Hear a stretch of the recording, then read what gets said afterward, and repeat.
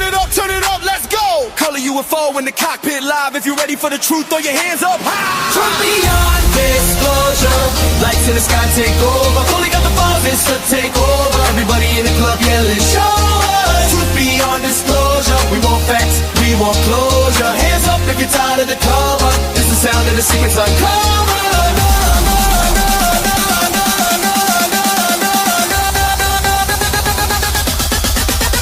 Yo, radar lock, but they don't see nothing. Sometown kids saw the triangle hovering. Phone in his hand, got the whole thing filmed. Next day gone like it fell in a kiln. Black fans creeping, sir that's a star, but his zigzag snaps like a muscle car. There's a base badge flash, don't take pics till the hanger got craft that can break physics. Loose spin tight with the same 10 lines, but the pilot can't sleep, see the same 3 lights. Briefed in a room, this meeting ain't happened. Sign this paper, mine gets flattened. Flip that script when Coley goes live. Pull a tape back, play a slow rewind. Every in a blur, in a gray enhanced. Got a whole damn world in a trance like truth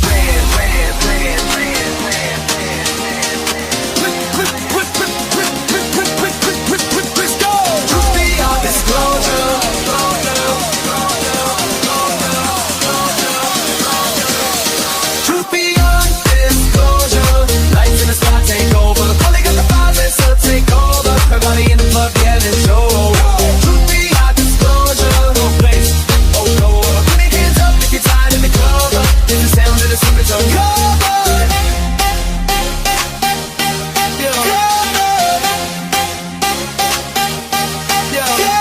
Yeah, I know what I saw, don't gaslight me. Whole block froze when it slid low key. Silent silver hanging over my street. Then it shot straight up like it skipped through beats. Grandma told tales, but they called her wild. Same marks on her arm since she was a child. Same humming in her bones when the sky turns steel. Sleep tall, visitors stepping into her dreams. Foul deck empty, screeches like cows. To the truth leak loud from a single shout. Cold case photo, same bright sphere. Different decade, still the same damn fear. You can scrub that feed, you can spin that feed, but the pattern stay sharp like a laser beam. Coley in the booth, bring receipts, stack proof. Whole crowd chant when he hits that truth light. hands up if you see strange lights. Hands up if you heard them lie. Hands up if you don't we're classified. Now scream if you want that file. Hands up if you see strange lights. Hands up If you heard them lie. hands up if you don't we're Classify, now scream if you want that file.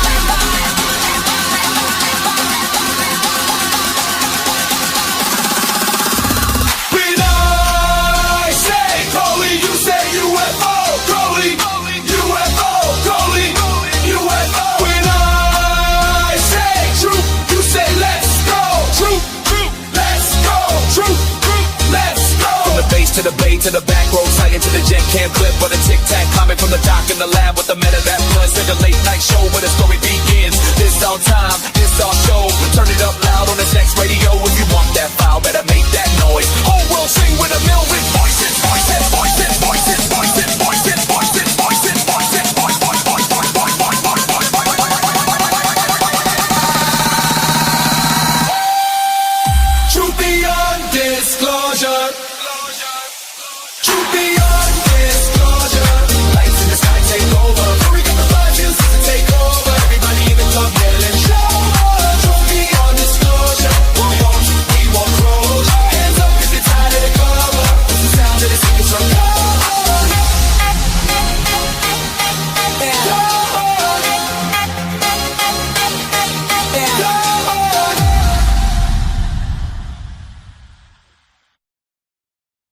All right, everybody, and welcome back to another episode of SNX Radio. I'm your host, Coley, also known as ColeyUFO, and because today is Monday, we have the beautiful and talented MIYA STARFIRE with us.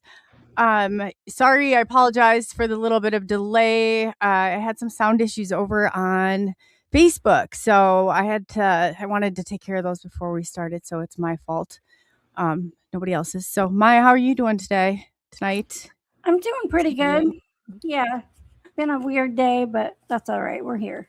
Yeah, it's been a weird day for anybody else too. Today's been I don't know if I've maybe thought maybe this is a change of season, but I felt so off. Like nothing feels quite right today. I don't know how else to explain it.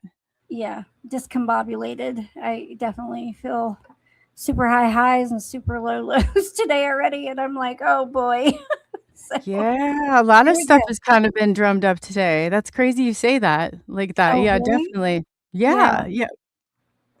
I said I don't know what, and I thought maybe this is a change of season, but just like stuff that you think I thought it would have been over, and I thought, well, maybe it was from because when James is on, he always does clearings before shows, and sometimes I get a little emotional from that, like, and he told me it's totally normal. Like he's called before, and he's been like, it just drums up some old stuff. So I thought maybe it was that, but now that you hear you say that, I kind of wonder what's going on.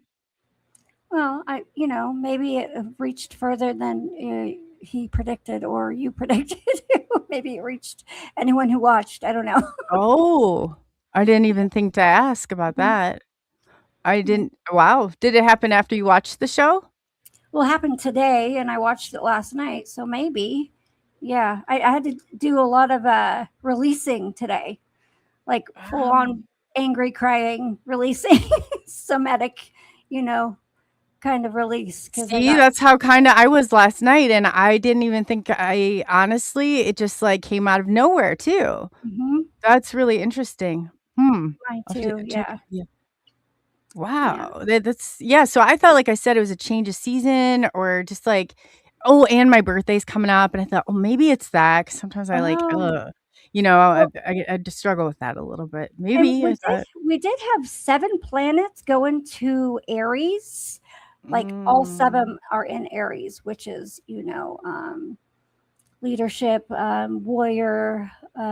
Sometimes it can be a little bit volatile because I'm seeing Bryan shake his head back there.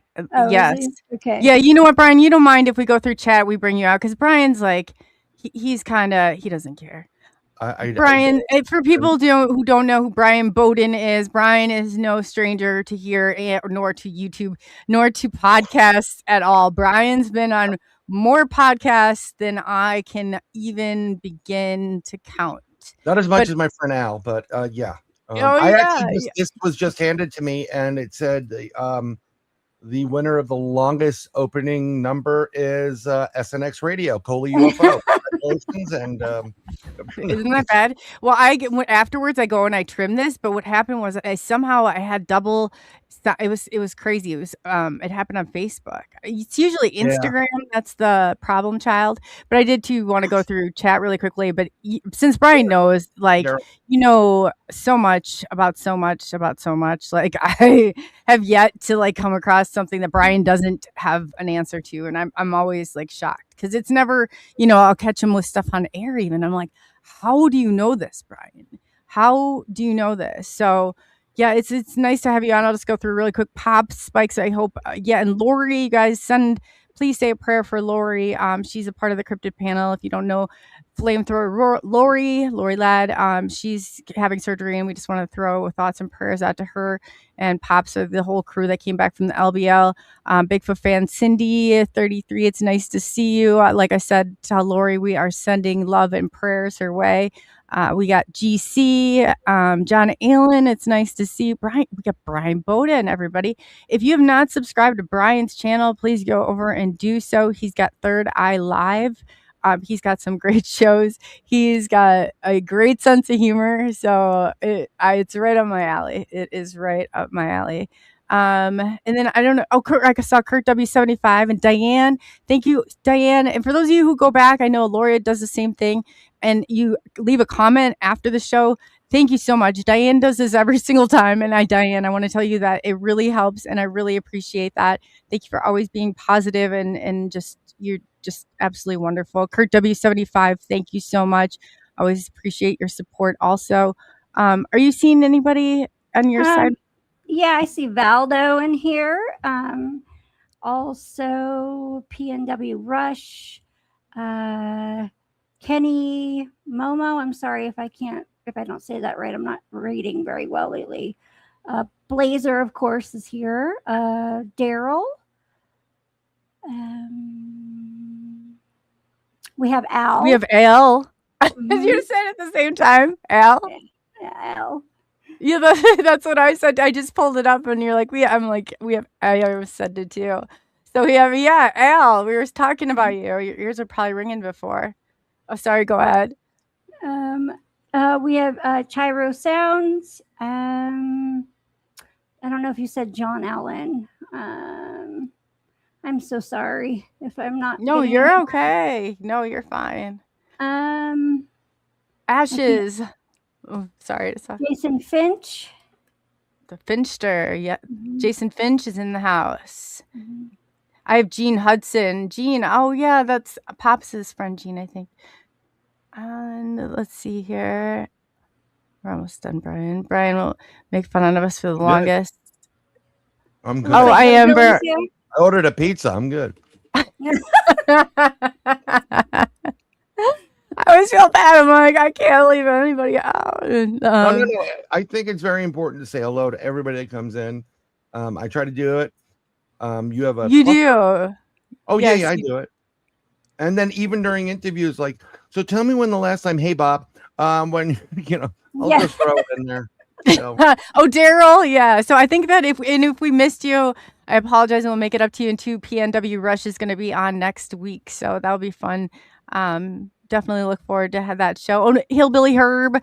It's nice to see you. 420. It is 420. We are 420 friendly. I don't know. I just realized that today. Maybe that's a problem. I don't smoke, so I'm yeah. Smoking, and I don't that's do it. 420's way of getting MIYA back. Yeah. And we have Kenny. Nice to see you. Yeah, that's fun. I did hug a tree today, though, so. Well, that makes up for it. Yeah. That definitely makes up. It's been actually the last week and change. The Schumann resonance was off the chart. It was all white. I mean, it was powerful spikes going on. So something was going down. And then between for people who don't know, tell them what that means. So the Schumann resonance is the heartbeat of the earth. Yeah, I know what it means. Yeah, so it's a 432. So it's the frequency of the earth, and it's a certain sounds and that are taking place, and that gets affected by exterior events, interstellar based, as well as interior events. So if something bad's coming, it starts to whiten and gets more and more powerful. Brian, did you tell them who you are? No. For people who don't know. For anybody who doesn't know, today we are a little discombobulated and we don't exactly know why. We're doing things a little backwards. Not a problem. Al's gonna love this. I actually sent I think Chris or my shorter bio. I actually made a shorter one now. Because God, Brian. How many paragraphs is it? So oh my God, Ale. That's how I found him. I did not know he was your friend. I pulled up his thing, and it was like 2 pages long of all these different credentials, and I was like, "Who is this guy?" Claire audio, Claire this, Egg Claire. He had more. No, and they were legit places, and I'm looking into it, and I'm like, all right, I gotta book him. Like, this is like, if nothing less to tell him, this is like one of the most impressive resumes or CV, or I guess the media kits I've ever seen. It was cool. Yeah, I mean, when Al and I met, it was like it's like reconnecting with like your family, and it's just dangerous when we go out because everybody thinks we're cops to begin with, or the spirits are like, oh shit. And they literally you guys see everything. Both of you. He's seen a lot, he has other experiences I don't have. But obviously you guys don't share a brain. But MIYA, you've been on for both of Al's shows. I've sat there and I'm like, I don't know and even as much as I've wanted to see a cryptid, that my brain is ready to see a cryptid. Yeah. I'm telling you, people. So Bryan Bowden, many years of experience in field, researching everything. Studied astronomy and physics, and that's why Al calls me an asshole physicist. Studied architecture, engineering. I went into finance. I worked for the World Bank, IMF Fund. I'm a real Knights Templar. Through fraternal organizations, but I follow what the true Templars were, and they're always doing good by, for God and the things that Yeshua was preaching. So that's basically me. And I have my own show Wednesdays, 8 to 10 p.m. Eastern, Third Eye Live. But yeah, we've seen some stuff. we always go out on an investigation and we'll have a plan A, and then we come up with a plan B. Well, if that doesn't work, we'll do this with the intention of we want the plan A. But then a lot of times the plan Bs turn out to be out of this world great. So yeah.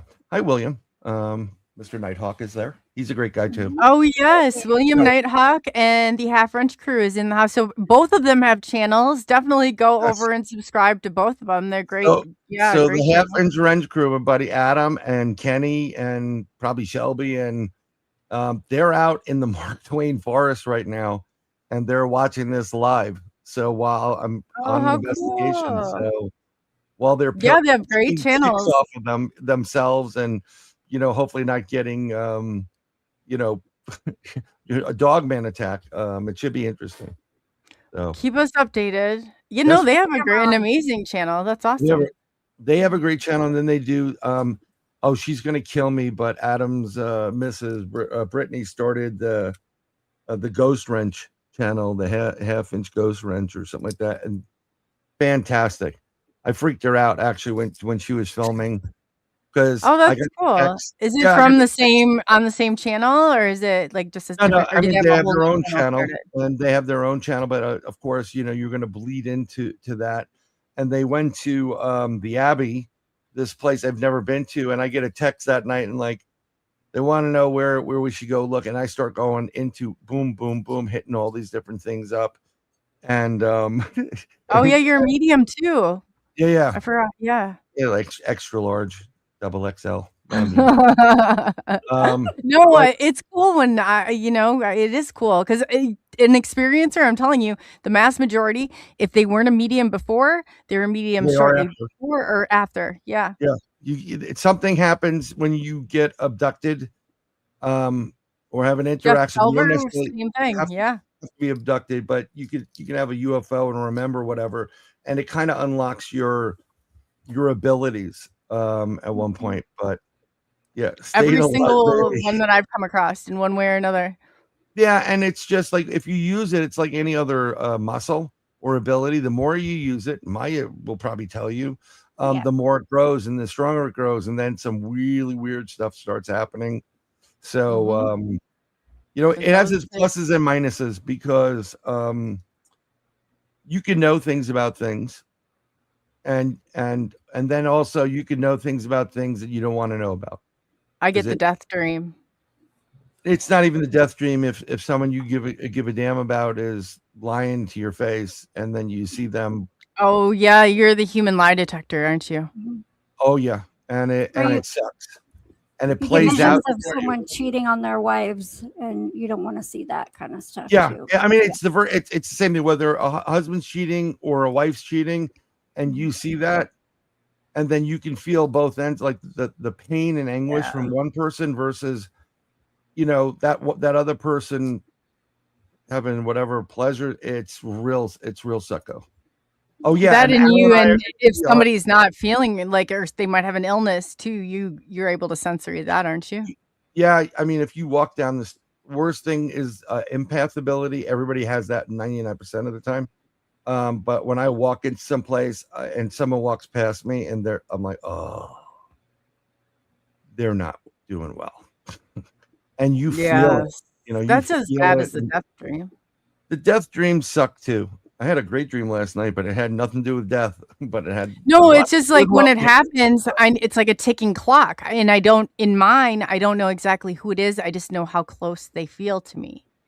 So I just wait and speculate. Al just said Brian's never been a medium, even when he was a baby. Towards you, Al, and not happy birthday, buddy. Oh man, my kiddo was a huge kiddo since he's never been the right size either. So that's okay. No, it's what sucks is if I don't like when people lie to me. No, I don't either. Yeah. I take it very personally. I'm not big on it. This is why I'll tell you, I don't care if people believe me or not. I'm not selling anybody anything. Except that Al and I will be on Paranormal Polls, Paranormal Among Us tomorrow night, 6:30 Central. Did I do a good job? 6:30 p.m. Central Standard Time tomorrow. Yes. And that's going to be That going would to be be so fantastic. best the whole way through. But it's just very upsetting when it happens to you. And I don't lie. Everybody, you know, I know a lot of people are lying left and right. I don't have time for lies. I don't want to remember the lie to cover my lie. I just tell you the truth. I Yeah, don't have time for this crap because we only have X amount of time here, and I'm trying to get certain things done. And I don't even at certain points. So pointless. It is You know so what's pointless? Explaining yourself to people that will explain it to me, and they really don't give a shit to know what you're talking about or care. Yeah. They just want to try to have a fake conversation with you. And I got, like go fry done ice. doing those too. Yeah, I'm done doing those. Or like you said before, like the smile, like you have to Oh, smile. the Martha Stewart smile. Well, it's that, and then I call it the. But eventually, you start to really smile. If you're having a bad day, I do that. So I get I uplift myself. That's why I do you it. can make yourself smile by smiling, but I'm gonna do all this sometimes I just don't want to deal with people. So I do like that president going to the helicopter. I'm like, I wave and I, like to pretend to hear. I'm like, I want to get out of there. And it's no disrespect to them. There's a lot of times I don't want to deal with certain individuals, but you can always change your perspective. One of the things you do, all you got to do is if you see somebody and you're going in the store and someone's a real prick and they're assholes or whatever it is, punch them. They're just nasty. Depending on who it is, a lot of the younger girls just don't care. They tip think their they're carts over. Yeah. So what you do is you're up there and you can see, oh, this person's like a bastion of sunshine, and just go, I love your glasses. Those are awesome. Where'd you get those? They look so good. And you say a compliment, and they'll go, oh, really? And I'm like, yeah, they're great. Where'd you get those? Oh, they look great on you. And you do that for somebody, right? and you totally change their energy. They do a 180, and instead of them, the stick flies out of their ass, and then they're happy again. It's just a way to change your world. Something I just did. Do you know what I had my son do? Once he got a little older, like he got a little older, it was different. But like in his first, when a girl was mean to him or a kid was mean to him, I had him give them a card because I said people who hurt other people. And he said that I'm sorry, da da da da da. So we would always kind of flip that around. And it would make the kid feel better, because you could tell it was a parent's words, not his. Yeah. I mean, I go with the Russian portion of my heritage and cut it out, or we'll just take you out. No, now after a certain point, these are more like light situations. Light situations. The other ones, yeah. Next thing I need is my youngest daughter to start screaming at somebody. She's pretty quick with her words. She's very compassionate, but if you're going to come at her, she'll flip it and go right at you. It's the wrong person. She's a Sagittarius. O's coming out, and it's flying. She's no joke. She's no joke. No, I see girls. No, this is a woman. I like this. It sounds. Oh, you don't understand. Like I raised her since she was a pup, because I was home alone. Like no work at that time, and so she's got great music. She's got great sense of humor. She's a wise ass, super freaking smart, and she's always been a problem. Like she's just days you want to kill her. Like she's tough. She loves Al. Those are girls. Al gave her a finger that if you pull it, it farts, and she just lived for that finger. I always just say something, to the effect of, she has a tattoo. She was born with it. It says, "The devil fears me," and I'm telling you, he does, because that kid is no joke. But she's also an old soul. Like when she was coming back through the system, they didn't clean her totally. So she knows stuff. It's fun, but it sounds like my daughter. My daughter, she's vicious but she's amazing. But I don't have to worry about her ever. Like no one ever is going to step all over her. And my daughter is also an old soul. She's 4, but she remembers shit that she probably shouldn't even know about. Does she tell you things about relatives that she's with? Because mine did. Yeah, she tells me about past lives that me and her had before. She tells me about that blows your mind. Yeah. I mean, when she was about 4 or 5, she woke up. I was fuming, and she's in the back of my car, and I'm sitting there letting her go a nap. And she said, "I was with your grandmother before I came here." And I'm like, "You Oh, were?" wow. She goes, "Yeah, I was." She's a really lovely lady. That's exactly what you said. And the way she used to sit, prim and proper, with one hand on top, totally like old. And Yeah. she goes, "Yeah, she's a lovely lady, but she does this annoying thing with her mouth." So I said, "Okay, well, what did she do?" And she goes, she hums. And that's the one thing that used to drive me nuts about my grandmother. So she was with my grandma. There's no way. She never Yeah. talked about her. She never saw her. Do Totally was kids with me. know what that is even anymore? It's like the But hum. no, For real. she didn't. Well, she was about 4 or 5, so she definitely didn't do it. I don't think most people hum anymore. No. So Um, that's pretty significant that she said Yeah. that. well, it was, but the fact is, my grandmother did that, and my grandma Yeah. was more of a mother than my mother, so it was just like, okay, So is I've mine, got some. yeah. Yeah, what are the lottery numbers? Right. But they'll never tell Tell you me, that. tell me There's something. there's rules to this, and there's certain information. I can even hear it on my portal how it's like almost censored, and I'm like, there has to be rules to this. That there's certain information they I cannot get across.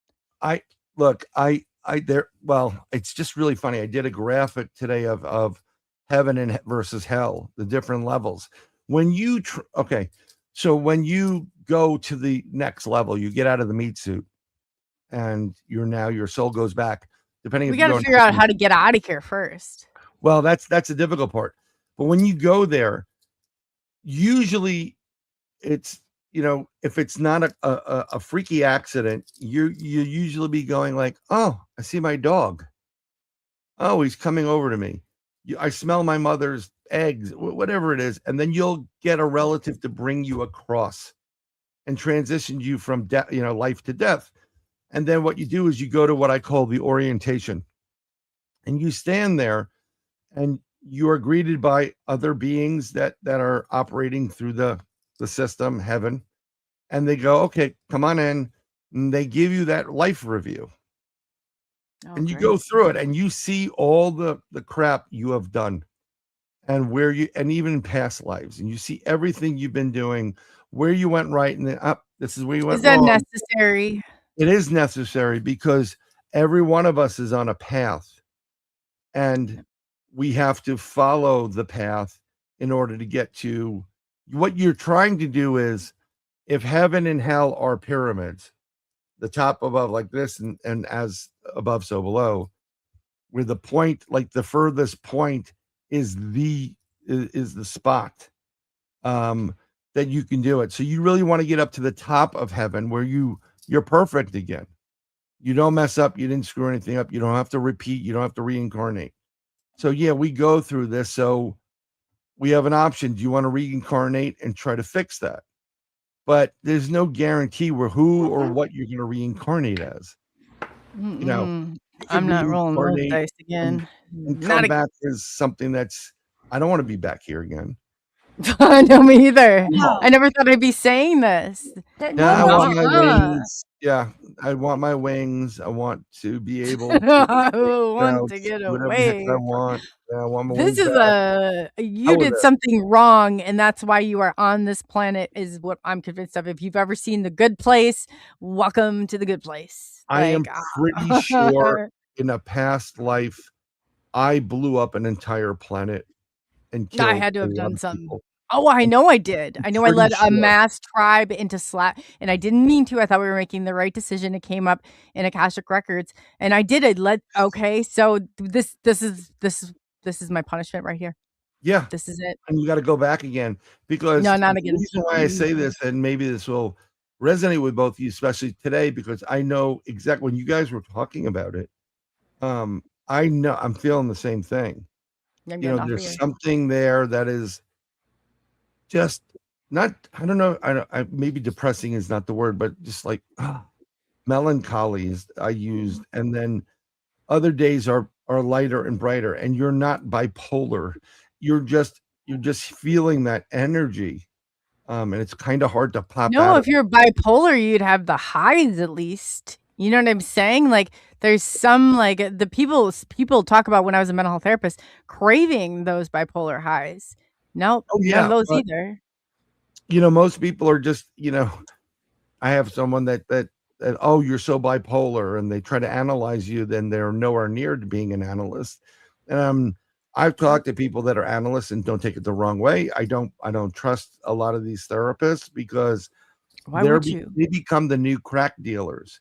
Do you know what I know about my own kind is that there were very few that ran by theory. Very few. I would say maybe out of the people I worked with, we used to have monthly meetings. I was an outpatient therapist. I worked with kids with extreme attachment disorders, reactive attachment disorders, came from adoptive families. Like what I can tell you is you could go around a table of 12 and you would have 12 different diagnoses.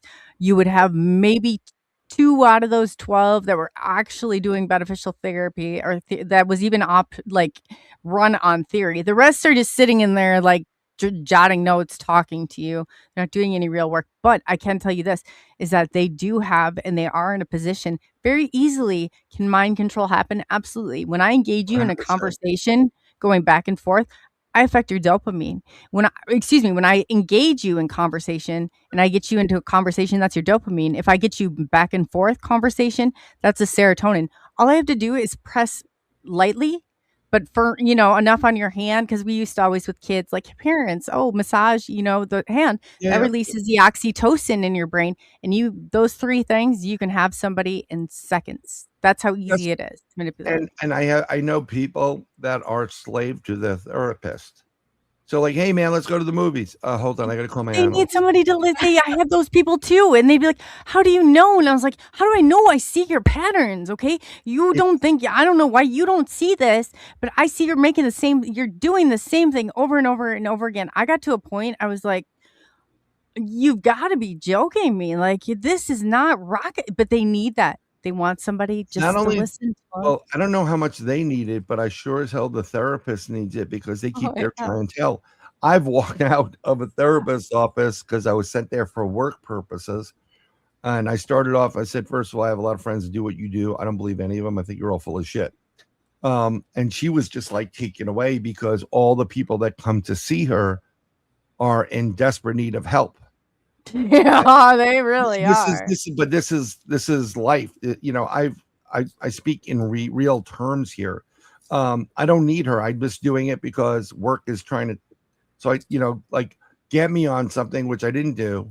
And it was clearly evident after. I'm like, look, I'm doing 3 sessions. I want in and out. Let's go. Told her everything. And, this was during 9/11. So she goes, it sounds like you're angry. I said, no, I'm not angry. I'm angry at the assholes that took down those towers. But what I have is a really shitty situation. And I'm able to figure that out long ago. And I asked one of my friends, like, I was told I was bipolar, and we did a little bit of testing. They're out of the UK, and they go, Bryan, you're not bipolar. You're in a really shitty situation. No, and I said, but no one wants to believe Bryan. So you look at somebody's environment first, but that's not the way they do it. They want the money. They want the sessions. They right. want And if you cure somebody, it's like big pharma. If they don't keep you, they don't keep you or cure you, they keep you alive.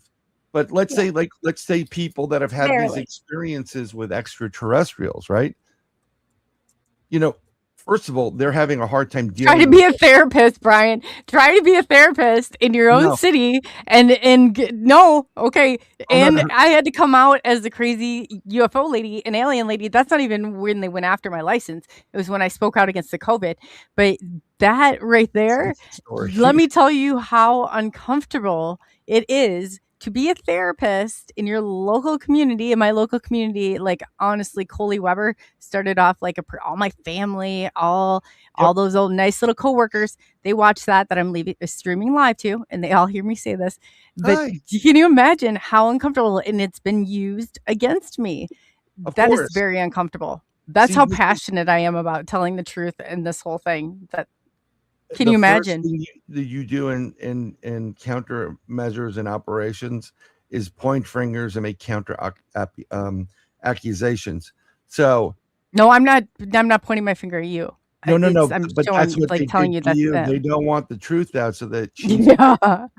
she Oh, it's believes in little embarrassing. green men.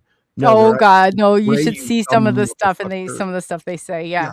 I mean, Oh, well, she they're not thinks really little. aliens or she must be on drugs. Oh my god, look at, like, her, she must be cracking up and mentally ill. I Look at the wish. therapist is all sorts of things. They say all sorts of things about Yeah. you.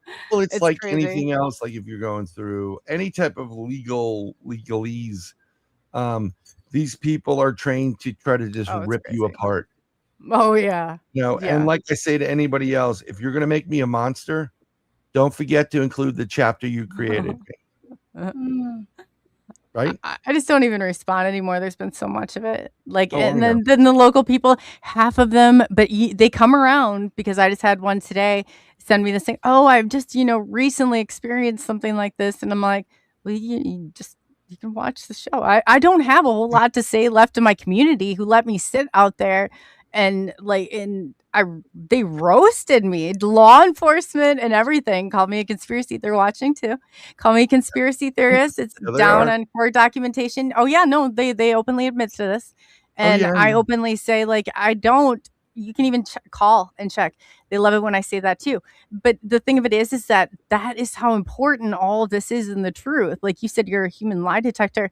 It is so important that in order to get there, in order to do what we do, and if you want, like, because I'm talking about, we're going into some protocols, like giving you ways if you want to make Right. this contact for yourself. But you have to understand, like, I'm not going to over exaggerate anything. I'm going to tell you realistically what it takes to get there. But you have to have a lot of respect for that, Bryan. You really do. I know I you've thrown yourself out there. yeah, I get a ton of I have a ton of respect for it, and I have law enforcement family. I have lettered agency people that I'm They friends need with. to do a better job, okay? Yeah, yeah. I would tell them all this. So what was interesting is Al and I used to do 2 live meetings a month, one in the New York City area, basically Yonkers, that we can get to first Thursday of the third Thursday of the month, and the first Thursday we go to Red Hook, New York, which is up by Marist College.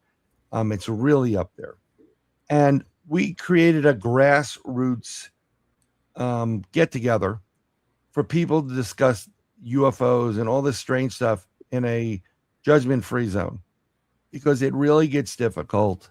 We research and we know how hard it is to get that done. So that was really great. But we must have made an impact, because one time I'm doing, so Al's sitting to the right, the right of me. I'm in front of where the screen is, and I'm talking whatever about the presentation we're doing. I think I had a UFO in near my house, and I turn over to this other guy, the really nice, heavy set guy, blondish hair, blue eyes. His name was John.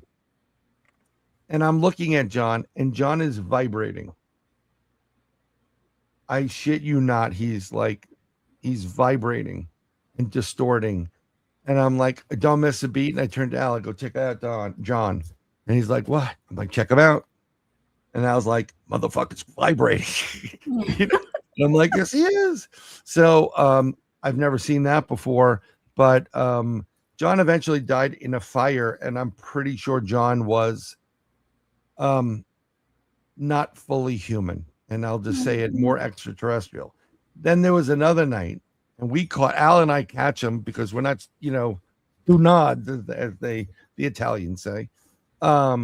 And we're in the meeting, and you see people come in, and they're sitting in the back, and they're taking notes, and it just, like, they should just have the FBI tattooed on their fucking forehead. And then when he got pulled over by Men in Black, we kind of knew, and then he got stopped by him and threatened. One of them said, that was a good meeting the other night. Good subject. And they took off, and we knew exactly. They never came back after that. But I know when I'm talking to people that are pretending to be something they're not. And if, the best part is when they believe that they've got one over on you. Oh, yeah. You give me that opening, I am going to I'm just going to mess with your brain. And like, when you think you're like, oh, you're wiser than me, I can make shit up just as much as anybody else based on experiences and really screw you up. And when I talk to people, I Easter egg them, just so you know. And That's good. What does that mean? So I will implant certain false information into my conversations to see, like this one. We don't want to put this out there. No. Oh, okay. Into this one to see. Okay, so we're clear of deception on this. Right. They see who's spilling the beans or opening their mouth when they should. Oh no, I know what you're talking about. To find out who's a leak. Yeah, who's the leak. Yeah, I've had to do that too. Unfortunately, I've given certain information to certain people to know where it's coming from because it gets that crazy. Yes. Yep. Oh yes. There's way too many people in this field. But I think one of the things you want to talk, I don't know if you want to talk predictions or interactions or, when you human lie detection. No, that I think that's no, but I think it's so important though for people to hear that because it's like there's so much. I tell people in this, like I've seen people, I've interviewed them. This isn't just SNX isn't. I was on Spaced Out Radio after I was on UFO. I've done multiple different podcasts, so I've talked to people for years now, and it's like all of a sudden, they'll come back. I won't talk about the duo who did this, but they came back and they were like the narrative, like they had this whole new thing. I mean, so many layers added on. They went from like whatever to being the ambassadors here with a training program and this like whole other, layers and layers. And I was like, no. One of you was an experiencer, one was not. And now like the whole, and I'm like, this is the problem in this community this is the stuff that happens. There's only so many people that actually are sticking to, I might like with my narrative, like I might look back and be like, oh, this makes more, put the pieces together and have new insight, new understanding, new awareness. That's not changing things. That's telling you, because you can't keep looking at it from like one perspective. No. I always, Al has gotten me. Some people that we had to go interview on Long Island, and we had a phone interview. I'm like, we asked tough questions. Are you taking, you're under doctor's care? Are you taking any medications? And the guy said lithium, and I'm like, oh my God, why are we going? Whatever. So because there's a certain percentage of that also in the community. There is, but this guy was genuinely needing help. It wasn't UFO based, and it was very evident. That's why we wanted, we always try to go down. We're not physicians, doctors. We do not dispense medical advice. If you have any questions, consult a licensed doctor. Watching UFO shows and alien shows and Bigfoot and whatever on YouTube, that is not a prescription. Go watch the cooking channels. No, go seek some professional help. But there's certain people. Here's the problem, and this is just my personal experience. I do not believe there is a galactic federation. I do believe there are hundreds of different species that may be hovering and like all facing each other in our space outside of Earth, as well as internally. I don't believe any of them are here to help us or save us. Okay, they're definitely here to use us because we are the foundation of life throughout multiple solar systems. We have junk DNA in there, and the way we were made up, we are the perfect seed to start to replicate your own species again. Hence the hybridization. We're going to abduct COLEY, MIYA, Bryan. Each one of you are going to pair off with like some reptilian opposite. You'll donate your eggs, you'll donate sperm, and boom, and then we'll keep doing the hybridization until we get pure alien, which can be done through mating processes. And then we start. So we're breeders. Is that what you're saying? Partially, yes, we are partially breeders. And I said this the other night. If I do have alien children, I'd love to meet them. I love kids. even one with tentacles or reptilian teeth. And I definitely want their social security number so I can claim on my taxes. Yeah. Come one, come all. Yeah, you have like 32 show up at your front door tomorrow. I just would love the agent going, it says here you have 3 Venetian children. Yes. I haven't seen their mother in so long. Yeah. Give me my money. 5 arms. Yeah. Yes. Oh boy. Maybe those are government. Okay. What are your thoughts, right? What are your thoughts on this before we go too far? Okay. So you know how David Icke came out and he's talking about like the reptilian part of the brain. Yep. Okay. So I had these images that were leaked on Twitter and they claim that I have this reptilian in my brain, right? But I have this actual pocket of fluid. I can't believe I probably shouldn't even say this out loud, but I guess I'm this far into it. So anyway, I'm looking through stuff. So the area that's in is also the area that this fluid can form for like a reptilian part of the brain. Like, and it would also explain some of the other things that you have intuitively. Like, and people automatically say, oh my God, reptilians are really nasty, bad, whatever. But maybe like, in this whole thing, because I've always wondered, they're looking for certain people that are here. They're like, there's no doubt about it. Like from blood type to gifted and talented program, like in my life. And I was even taken to a farm where it was like monitored and stuff like that. As you know, I've told you a lot of this behind the scenes. So yeah, and I have not told the whole story like about all of it out there. But what if that could be a part of it? Yeah, no, and I eventually will tell this the whole thing, but a lot of it's to digest. If you're going to do that, write it in a book and fucking publish it so you make money off of it. And I'm going to say it because in this system, Earth, it's crazy. You need to make some cash. But what reptilians are like super duper intelligent, 400 plus IQ, 400 plus, easy.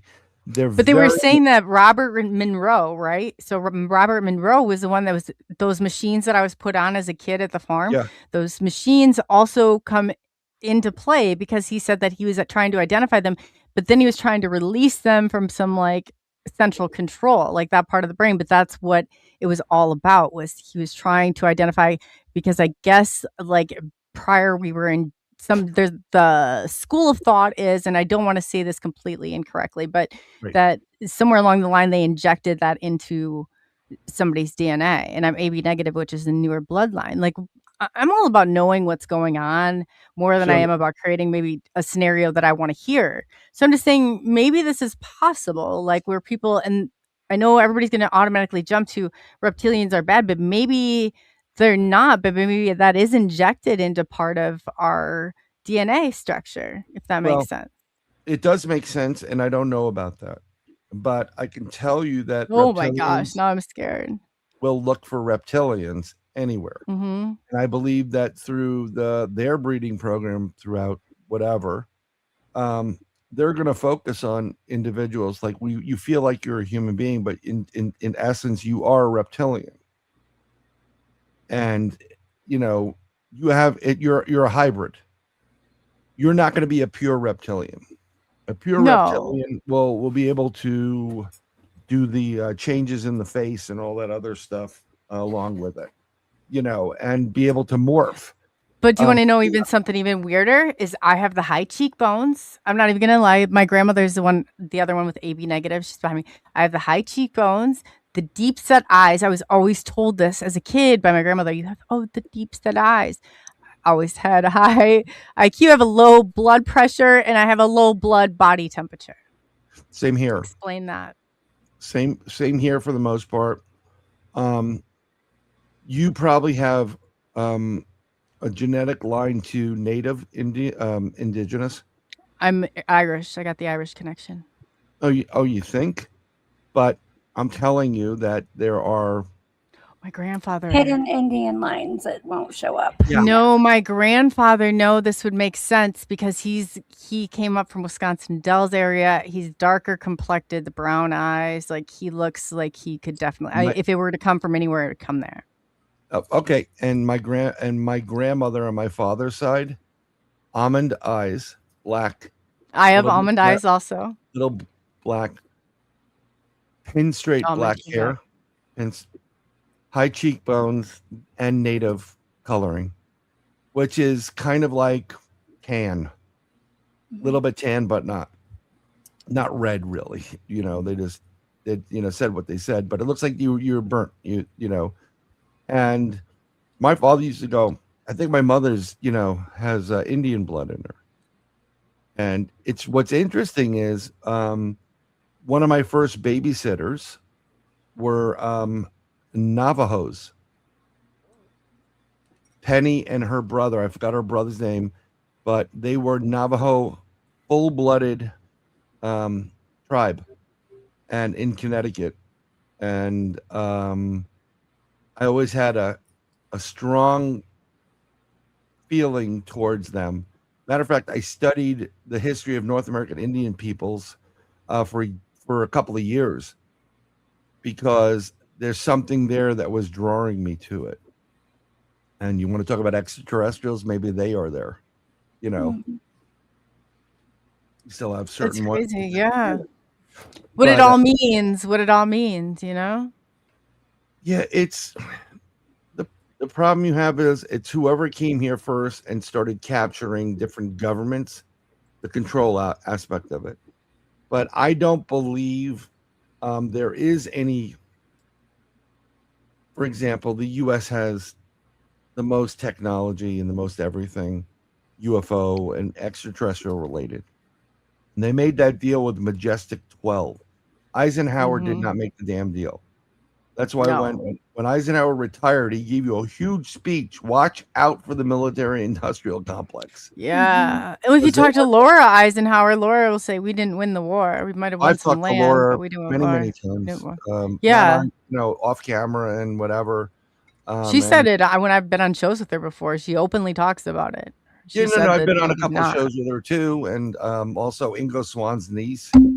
And, and they're like, holy crap, Ingo would have loved you. And I'm like, I would have loved to talk to your uncle. Oh gosh, yeah, to know about the remote viewing with the Monroe Institute. Oh my God, yeah. Man, and I would love that. But it's they're trying to control this narrative right now. Now, the original, let's go to World War II. I believe that the Nazi party that rose up, and yes, I'm talking about this on Hitler's birthday, by the way. Operation. Oh, yes, it is Hitler's birthday, 420. It is. Yeah. Oh my God. Hitler's birthday. Yes, it is. Yeah. I'm not going there, and I'm not getting into that side of it. But if you go to von Braun, who started our NASA program, and we got him through Operation Paperclip. Yeah. He admitted that they got information from them, and he wasn't talking to the neighbors upstairs. He was literally talking about extraterrestrials. So there is a race of extraterrestrials that clearly interfered, chose the Nazis to give that information to make them better, in hopes that probably they would have more control over the planet. Guess what? They lost. So now the Fourth Reich, because that was the Third Reich, the Fourth Reich we have in the U.S. right now. Yes, and because we are in the Fourth Industrial Revolution, and that's when the COVID started. You're the only one that ever. Oh my gosh, I've been saying this for years. Thank you. So we're in the Fourth. Thank you. And all the Fourth Reich is control.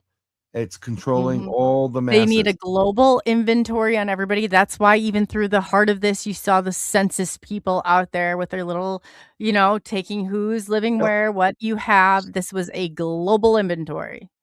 And until they perfected the technology, the reason why you needed to be 6 feet apart is each one of us transmits a signal, like a unique electronic identifier. It's like your cell phone. And you can pinpoint each one of them. So, but if I was standing too close to COLEY, one, you'd probably hit me, but two, no, I'm joking. What do you mean? I probably hate you. You probably just hit me. Can you just back up? I thought you're talking about no. So I'm like a space invader. If we're too close to each other, they know that COLEY and Bryan are there, but they don't know who's who. So if they say, 6 feet apart stops the spread, Yeah, no, it doesn't. 6 feet apart allows them to key into certain markers in you. When the pilot went down in Iran and they found him through the ghost radar, I believe, or echo or something like that, they are able to pinpoint anybody on this planet and anywhere, even below ground, because they're picking up on your frequency. Do you want to know what I saw? When the whole thing with the Fauci came about? I was a lifeguard at the YMCA, and one of the firefighters had a special phone that it was like it'd pick up Bluetooth. And all of a sudden, and I'm telling you, the Y is not. And I worked there in all the departments or whatever. We started, and I said enough. The 2 workers are like, all right, that's it. This is happening. Where they said they were injected with something, right? So everybody that was coming up, we'd see him walk because it was like a stone wall on the Y. We'd see him on this guy's phone because he was having me hook up pair his like Bluetooth, but he, like I said, he was a fireman, so he had something. He had gone to the company. I had interrogated him after. We could see people, and they all had numbers like associated, and I was like, "Oh my God, I have never seen anything like this before in my life ever." Not only numbers, but they would Bluetooth. AZ would be in the like Astra. I'm just using this as an example. I'm not saying it is AstraZeneca, and then they give you a number. Oh my The God, reason I why saw it that for was done myself. is because this thing they gave you, it fundamentally changed your RNA and DNA.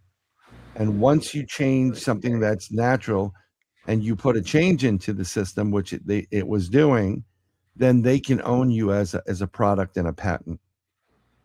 You understand? So that's why you were seeing I saw AZ it. for one and PZ for another. That's Pfizer, whatever it was. I wish I'd paid closer attention, but it wasn't my phone, and obviously, and I said to the guy, "There's no way," because I was having him do all these different tests on it, and then that's when he explained it to me, and I was like, because you can't. It's like all bricked in, like a stone wall. You don't get the reception out. We were going closer. But you would see it as somebody came out of the locker room, and I was like, "What is that?" Or they were walking together. It was crazy. Here's another one they did. They did a Bluetooth sweeper, which is basically what he had. And they drove through cemeteries where there were recently buried individuals during the sea that got the J, and they would pop up in graves. I believe that. Driving through and also walking through and seeing it. But let's go a little step further than that. You remember when they had all those problems with the LED lights in the streets and they turned like UV? Oh yeah, the blue lights. I was like, "Oh God, here we go." Now they're 1 every 8 here on the highway. Well, some places had more of it, but when we complained about them, they said that, "Oh, those are what do they call them? Like a malfunction or defective." Yeah. Yeah. I was like, "No, they're not." Manufacturer knows, but we're keeping them. No, those were used so that if someone pulled you over, and because people stopped buying the narrative they were throwing out there. You want to see anything, you put it under a black light. Part of that was there's a luciferin element that was put into the stick, and when put into your body, it gives off a glow, so they know if you truly were or were not jabbed. They don't even have to ask you. Have you ever heard about the fluorescent, about ET, about leaving the fluorescent marker also? Is it kind of like a fluorescent marker? Very briefly on it, because fluorescents that may have been, I've heard about something similar to that a while ago, but we've moved so far away from the fluorescents.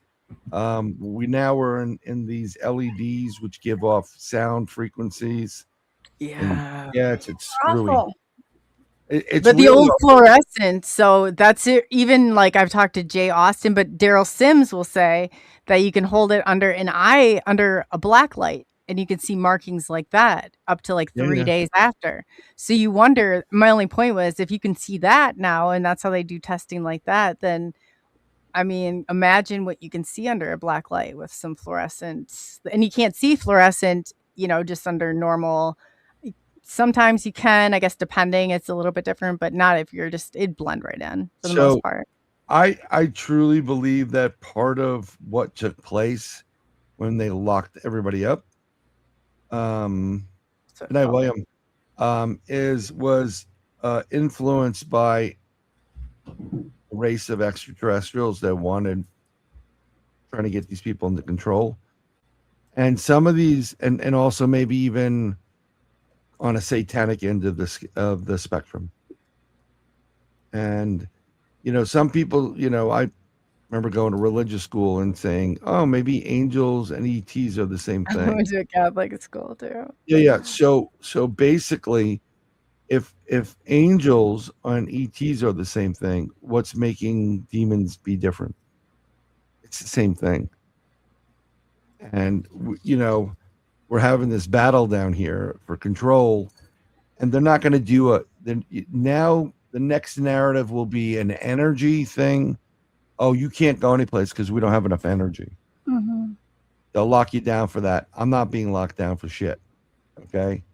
And I highly advise you. I know this is ColeyUFO, SNX radio, but you wouldn't be a true American if you didn't exercise your Second Amendment right. That's all I'm going to say. What do you mean? Like, I was out there. I had a grassroots. I started unmasked DBQ in my areas. That's what makes me one of the most hated people around here. Yeah, I mean, but I was out fighting the system. I always tell people, if you can exercise with pew-pews, I'm all that's about a game you. changer. But I was girls with guns.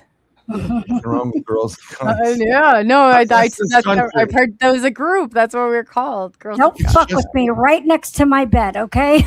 Right next to my bed. I don't know the seat of my car. Yeah, people don't understand.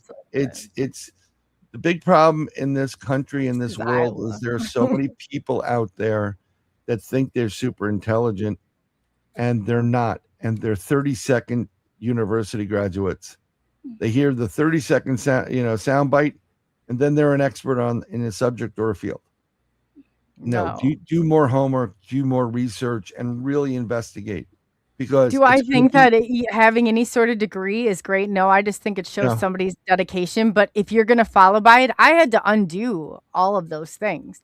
I just took the tools that I learned, but I was a gate kid. I was not as programmable, and it was hard, but I still had, because I had that natural curiosity for it. Yeah, but does it make anybody? No. You were going to fail the test for the super soldier program and all the other stuff, because 99% of those gifted and talented gate programs, if you look at the weighting of the tests they give you, out of 100%, 75% is how you respond to orders and directions, versus the 25%, which is about how intelligent you are. No, it has nothing to do with how intelligent you are. They were trying to get to see who was your. If I tell you to sit, stay, stand, roll over, and play dead, that's what you're supposed to do. You're not going to do it. I'm not going to do it. I don't believe MIYA would do it either. No. No. Those are the people they were trying to identify. Right. They wouldn't. They're the resistors. Well, yeah, part but they can be used in a different way. Sometimes the disruptors. They're the disruptors by nature. I can't help myself. I'm telling you, if there's a cause, or they were to be, and I know all the repercussions that happen. If they were to say, "Let's do this again," where would I wouldn't even think twice about it. I would be right out there, throwing the line. That's exactly. It's like it comes over. I think that's a huge part of it. But I think also, even before that, is that peel prick in the hospital.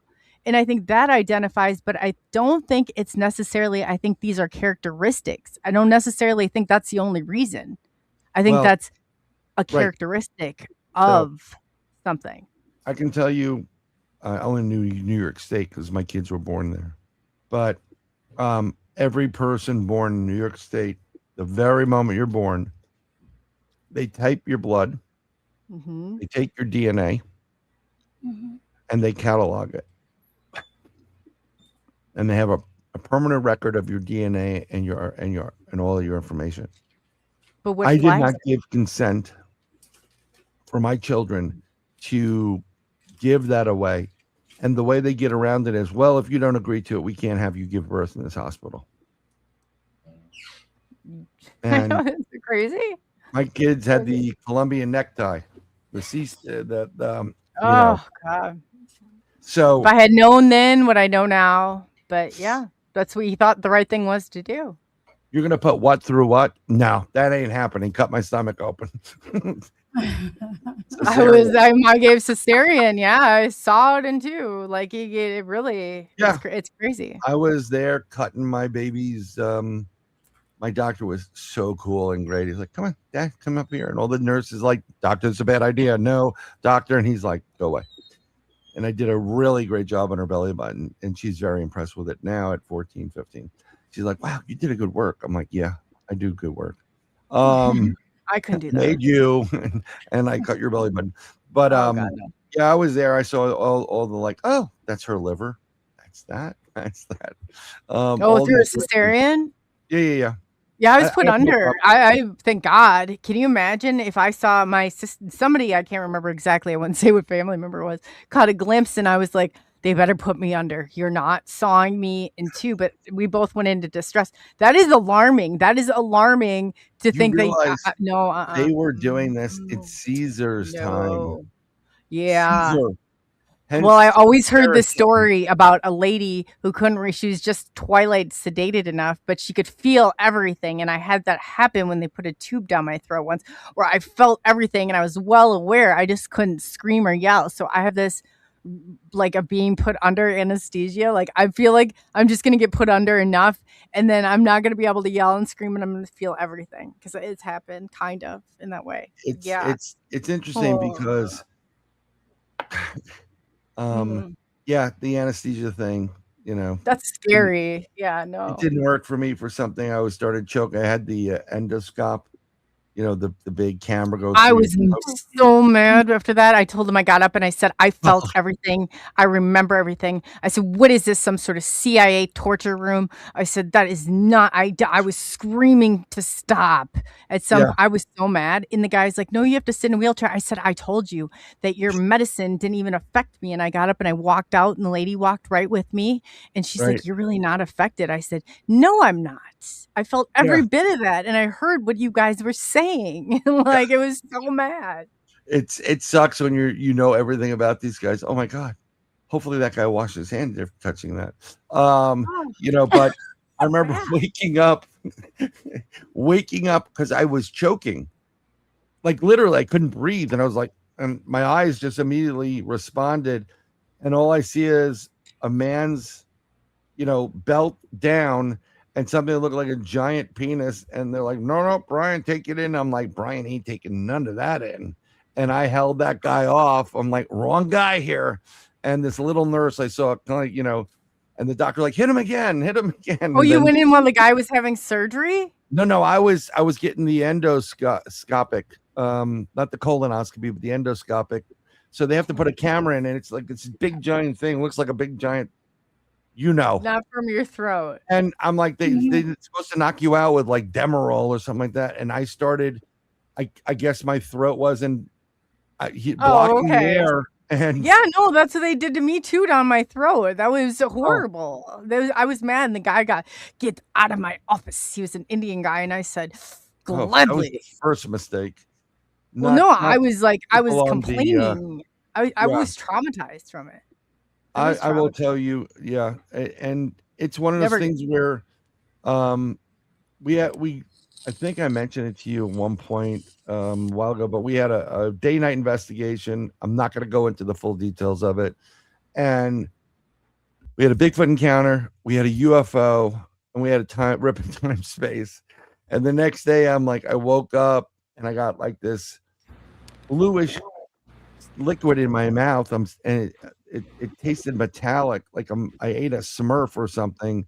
And this was in 2015, 17, around there. And now if it happened, I would say, oh, methylene blue. You know what I'm saying? Yeah.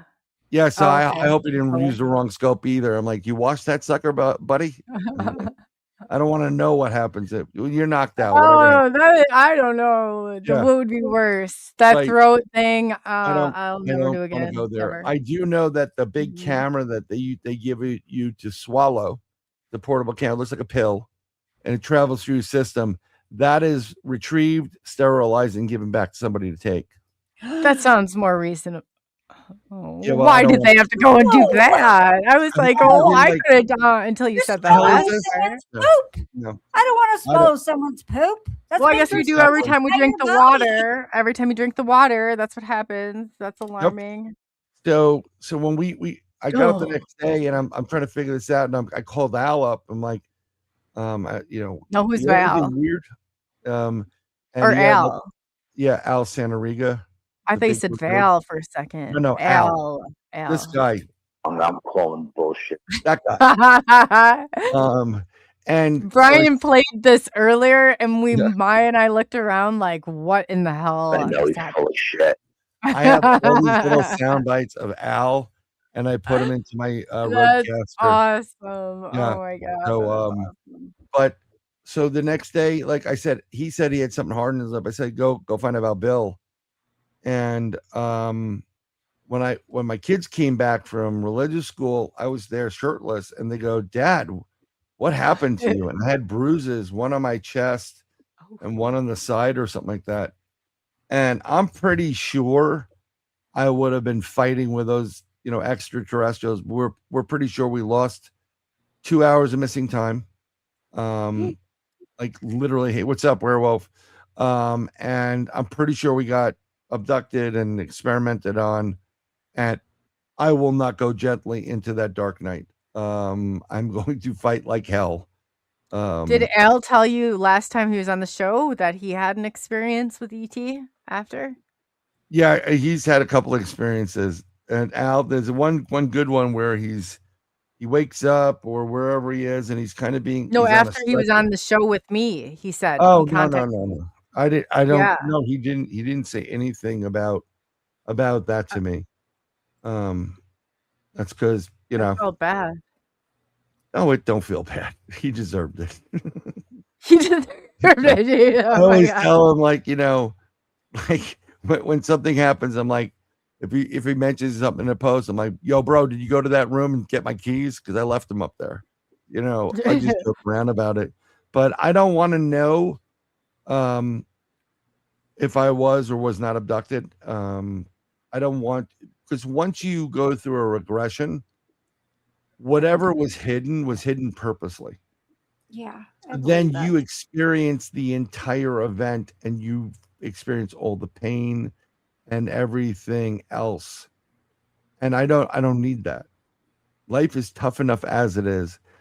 And to go under hypnosis and then discovered you're putting that where? No, you're not, or they're holding you down and you're fighting because you're scared out of your mind, or like, I'm not going to, no.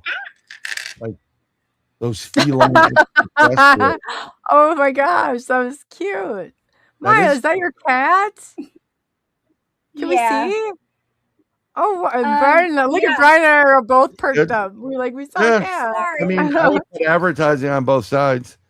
Oh my God. Is it a Maine Coon? No, he adopted us. He just showed up on my porch, and he's one of the most amazing cats ever. He just showed up on your porch. I taught mine how to say hello. Yeah, yes, no. And no one can say, I love you. With treats, I taught him how to talk. Yeah. I had a bull terrier, like the Target dog, and he would say, I love you. You go, I had a Jack Rat terrier like that. Yeah. Oh, cute. He'd say that. I love animals. I'm such an animal person. Yeah, no. I'm allergic to cats, but they always come over and you scratching them. Oh yeah, I had them, like, I don't know. Mine were crazy though. Like Jackie, we called him Jackaloony after, because he talked more than I have ever heard anyone talk before with sang a lot. No, he talked like, hello, hello. You always knew my cats because I taught him with treats, but he just took it to a whole new level. He had his tongue rolled where it was like almost like a parrot. They got really, really good at it. No, I found my one cat that had escaped and they are like the bandits, when they get out. He got up in the tree and you hear clear as day, hello, hello. I look up and there's Clyde, He's freaking just Clyde up there, like 50 branches. And I was like, is this when you have to call the fire department? Like, is this what they're talking about? Yep. With the cat in the tree. Yeah, I they was get like, freaked out when they go too high sometimes. he By the was way- stuck up there. There's no way of getting him down. We had to hello it for like 3 hours to get the cat down. It was So like, just want to reference werewolf. No, I don't know if I got probed or not. I don't want to know. Yeah. That's we something. got talking about cats. Sorry. Yeah. But back on do you hear about what? So I forgot where this was, but apparently someone said that cats are based off of extraterrestrials, the species, house cats, Yeah, and I believe that. if you play and they go back to Egypt, their time in Egypt where they were worshipped like gods. Yeah. And if you take old world Egyptian music that would have been played around there and you play it, cats usually peek up and they perk and they look. Yeah, I believe it. The first thing I thought was, where did you come from? How come you're so cool? Were you sent to me straight off of a ship or something? Wow.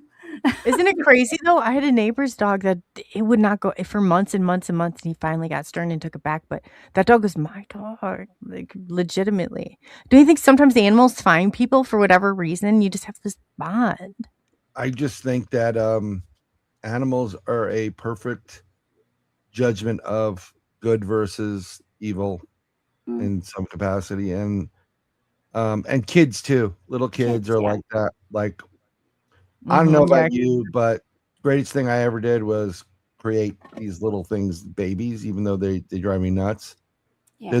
It's the coolest thing. And there's nothing in this world that I love. I mean, I don't sleep well to begin with, but you put a nice baby in my arms at time, and I will pass out because you can feel their breath and their vibration. If you love them, you'll share a heartbeat after, within 5 minutes, your hearts will start to beat and sync. Yeah. And it's something that's, again, this is why I wrote the song that's on my show. Everybody calls the unicorn song.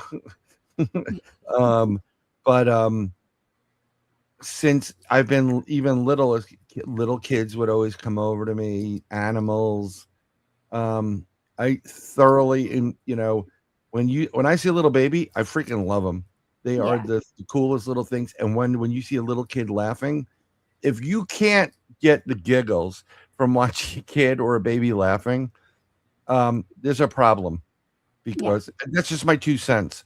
I'm not a huge cat fan. Don't take that the wrong way. I like them. I'm allergic to them, but they have retractable razor blades. I'm more of a there's scratches all over me from them. So do girls. I just, before we go any further, I just want to say I just saw Lori Ladd. She was in the hospital. She was in ICU. Awesome. Did not know if she had surgery, but she's just saying, I received a circle of protection and was healed overnight. Woke up this morning to no surgery, no cancer, and I'm going home from ICU in the morning after they removed the tubes for her lungs. No joke. Lori, that is amazing. Awesome. Yes, that is amazing. That is so great. Happy to hear that. So I apologize for interrupting. I just wanted to I just saw it. And I was like, wow. That's important. Very that's important. Super important. And I want her to be well for she's excellent. long time. Blazer calls the whatchamacallit, the claws. Murder claws. Oh, let me tell you something. My older brother's wife had 2 black cats. And here's the thing. Whoever the owner of the cats is, they're gods to the cats. And these cats would go out and kill shit and leave it on her pillow.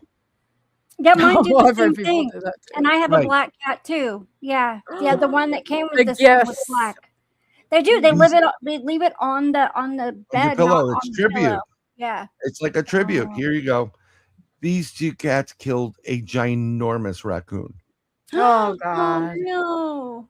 Oh, I would have a hard Hey, time with that I one. mean, like, it is no joke. This is why, like, when, for example, this is one of those things where we're going to talk about a dogman cryptid to begin with, right here.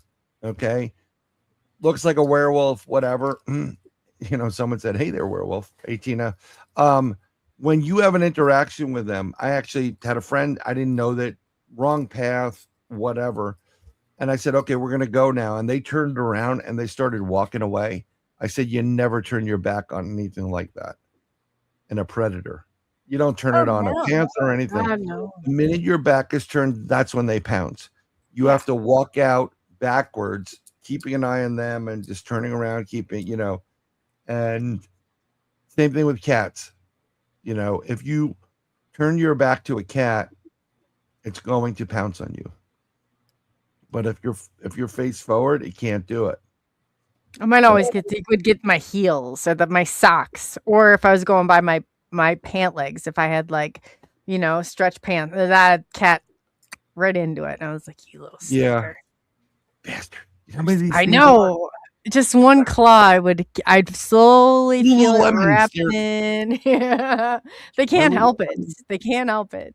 No, they definitely can't help it. It gets a little bit crazy, but you know, again, they're also the greatest detectors of extraterrestrials and strange shit going on. So when they're like, you know, get out, you know, they're looking, or they, you know, I got nervous when my brother's Rottweiler took him to the house and he sat and stared up at a corner, and all of a sudden he cowered. And I'm like, that dog doesn't cower. You know, that something happened to that dog where he bowed his head like he did something wrong. So that gets me unnerved. But yeah, When this they is just scared or growl, at nothing. You're like, okay, what am I not sensing? Because I mean, we have this Australian Labradoodle, or as I like to call him, an asshole Labradoodle. Someone said they Ethan said the cats. No, Bryan loves animals. No, I do love animals. Obviously, I'm just allergic to the cats, but I'm you know, I go over to the houses that have them. I'm not gonna. I almost picked up because they were just, you know, those cats that don't have hair on them. oh my god, yes, Yeah. They're just like Uh, shriveled up, whatever. And it's not the cutest thing. Like your cat, MIYA, is a really pretty, beautiful cat. mhm. Some of the black got cats, I hair. like big cats. I like pumas and stuff like that. You know, stuff you would I find feel in bad the for 'em. It's Amazon. probably so cold. Yeah. I had Chihuahuas and they were always cold. I can't imagine what those cats would be like. We had Chihuahuas in the Bronx. They were just giant rats. It's about the same Yeah, shit. they were rats. Oh yeah, they look like it too. But cats are great That's for Princess Sophia you're talking about. She's Princess deceased now. Sophia? She lived 17 years. Princess Sophia, yes. That is nice. Oh, she's definitely a good bite. She didn't like everybody. She only liked maybe a handful of people, and that's what I liked most about her. One of the cats that I really liked, one of my friends, he married this woman from Italy. She was like a model, like a real deal model. And she had a cat, it's the borderline between a house pet and like a wild cat. It looks like a lynx. It's huge. Oh, they are She big. needed a special license to have it. And this thing was sick. It was just like, that is the coolest thing right there. Like having your own pet puma, you know. Awesome. I don't know. It'd be okay as long as they were nice. I had my cousin's cat, I swear, was buried in the pet cemetery and came back to life. I'm not even joking. I will tell you straight up that a lot of animals are not nice on the feline side. I get along with animals. This thing was not. Something very interesting is I would go over to someone's house and the dog comes over and they just know who's good people. and I'm playing with them and I'm petting them and scratching the ears and whatever. Like, oh no, he bites. I'm like, I've been sitting here for 2 hours with him. He's fine. And then they always say he's never done that with anybody. And I say, I'm not anybody. I'm just. Yeah. No, I mean, not to be obnoxious. That's an obnoxious. I'm Bryan Bowden. I'm not just. Just anybody. I'm a multi unicorn. That's my song. That's funny. But, that is funny though. Yeah, but it's. I think that's also part of like your abilities and your abilities being connected.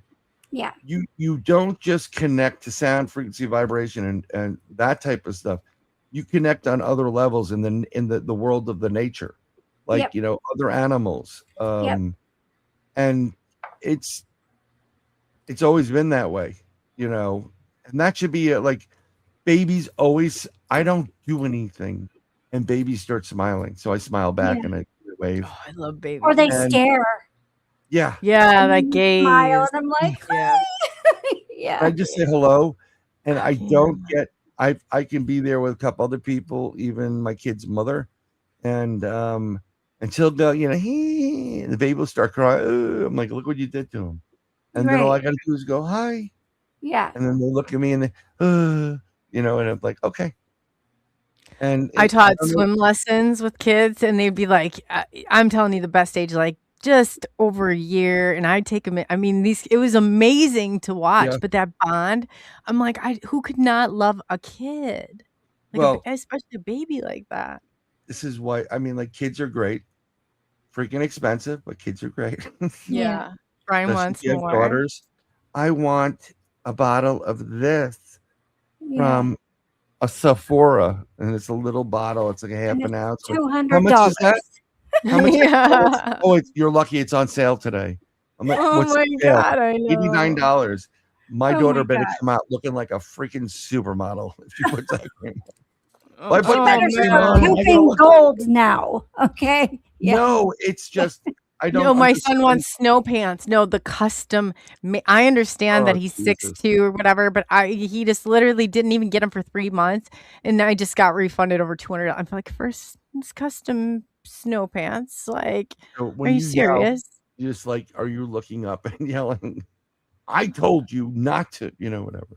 No, but he's not as bad as what our generation was. We like jeans from the buckle. They just they go back to like the vintage stuff. They're wearing what I'm telling you, like Janko jeans. I'm like, oh my God, this has come back in style. This is weird. Sal's still in the chat. He still has his members only jacket.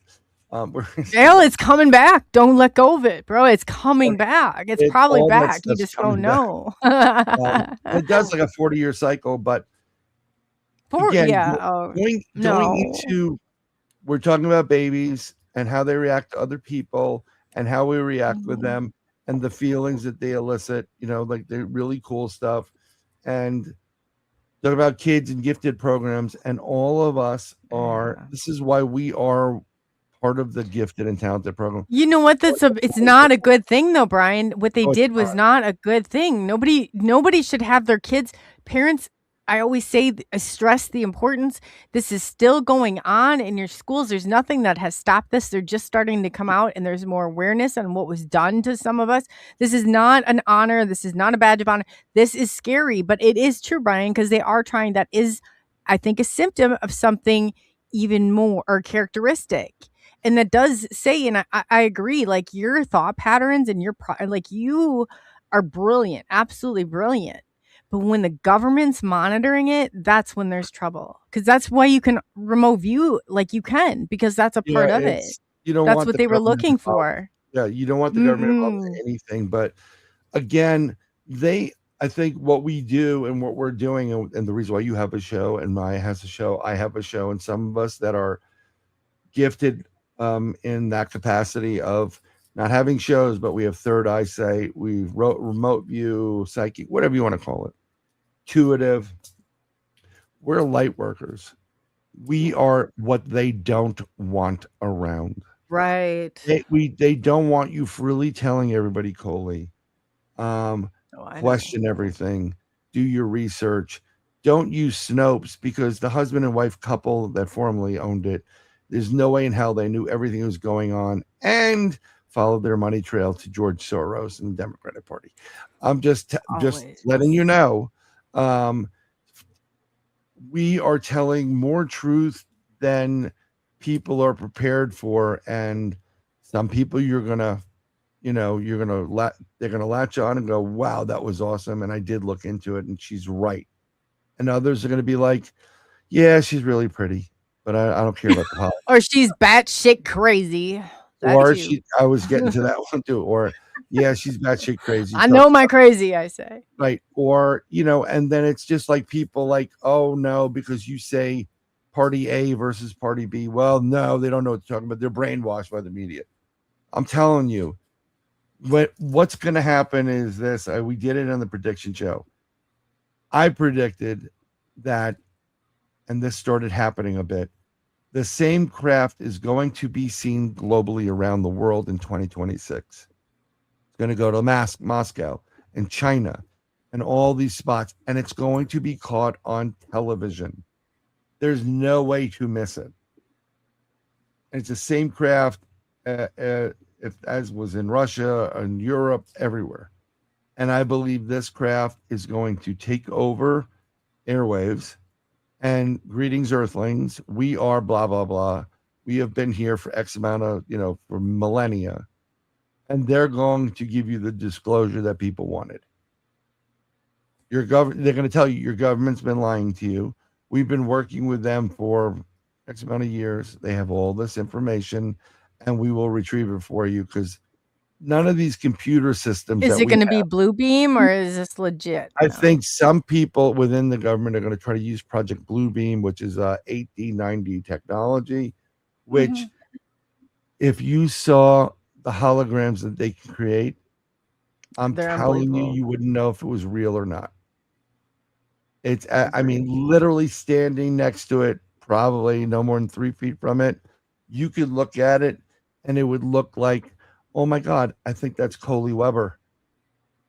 And if you went out to touch, and sometimes they have something, some of the 9, 10, 11D, they have ways of making it feel like it's solid around the actual object when it's not. Oh my God. They can harden light.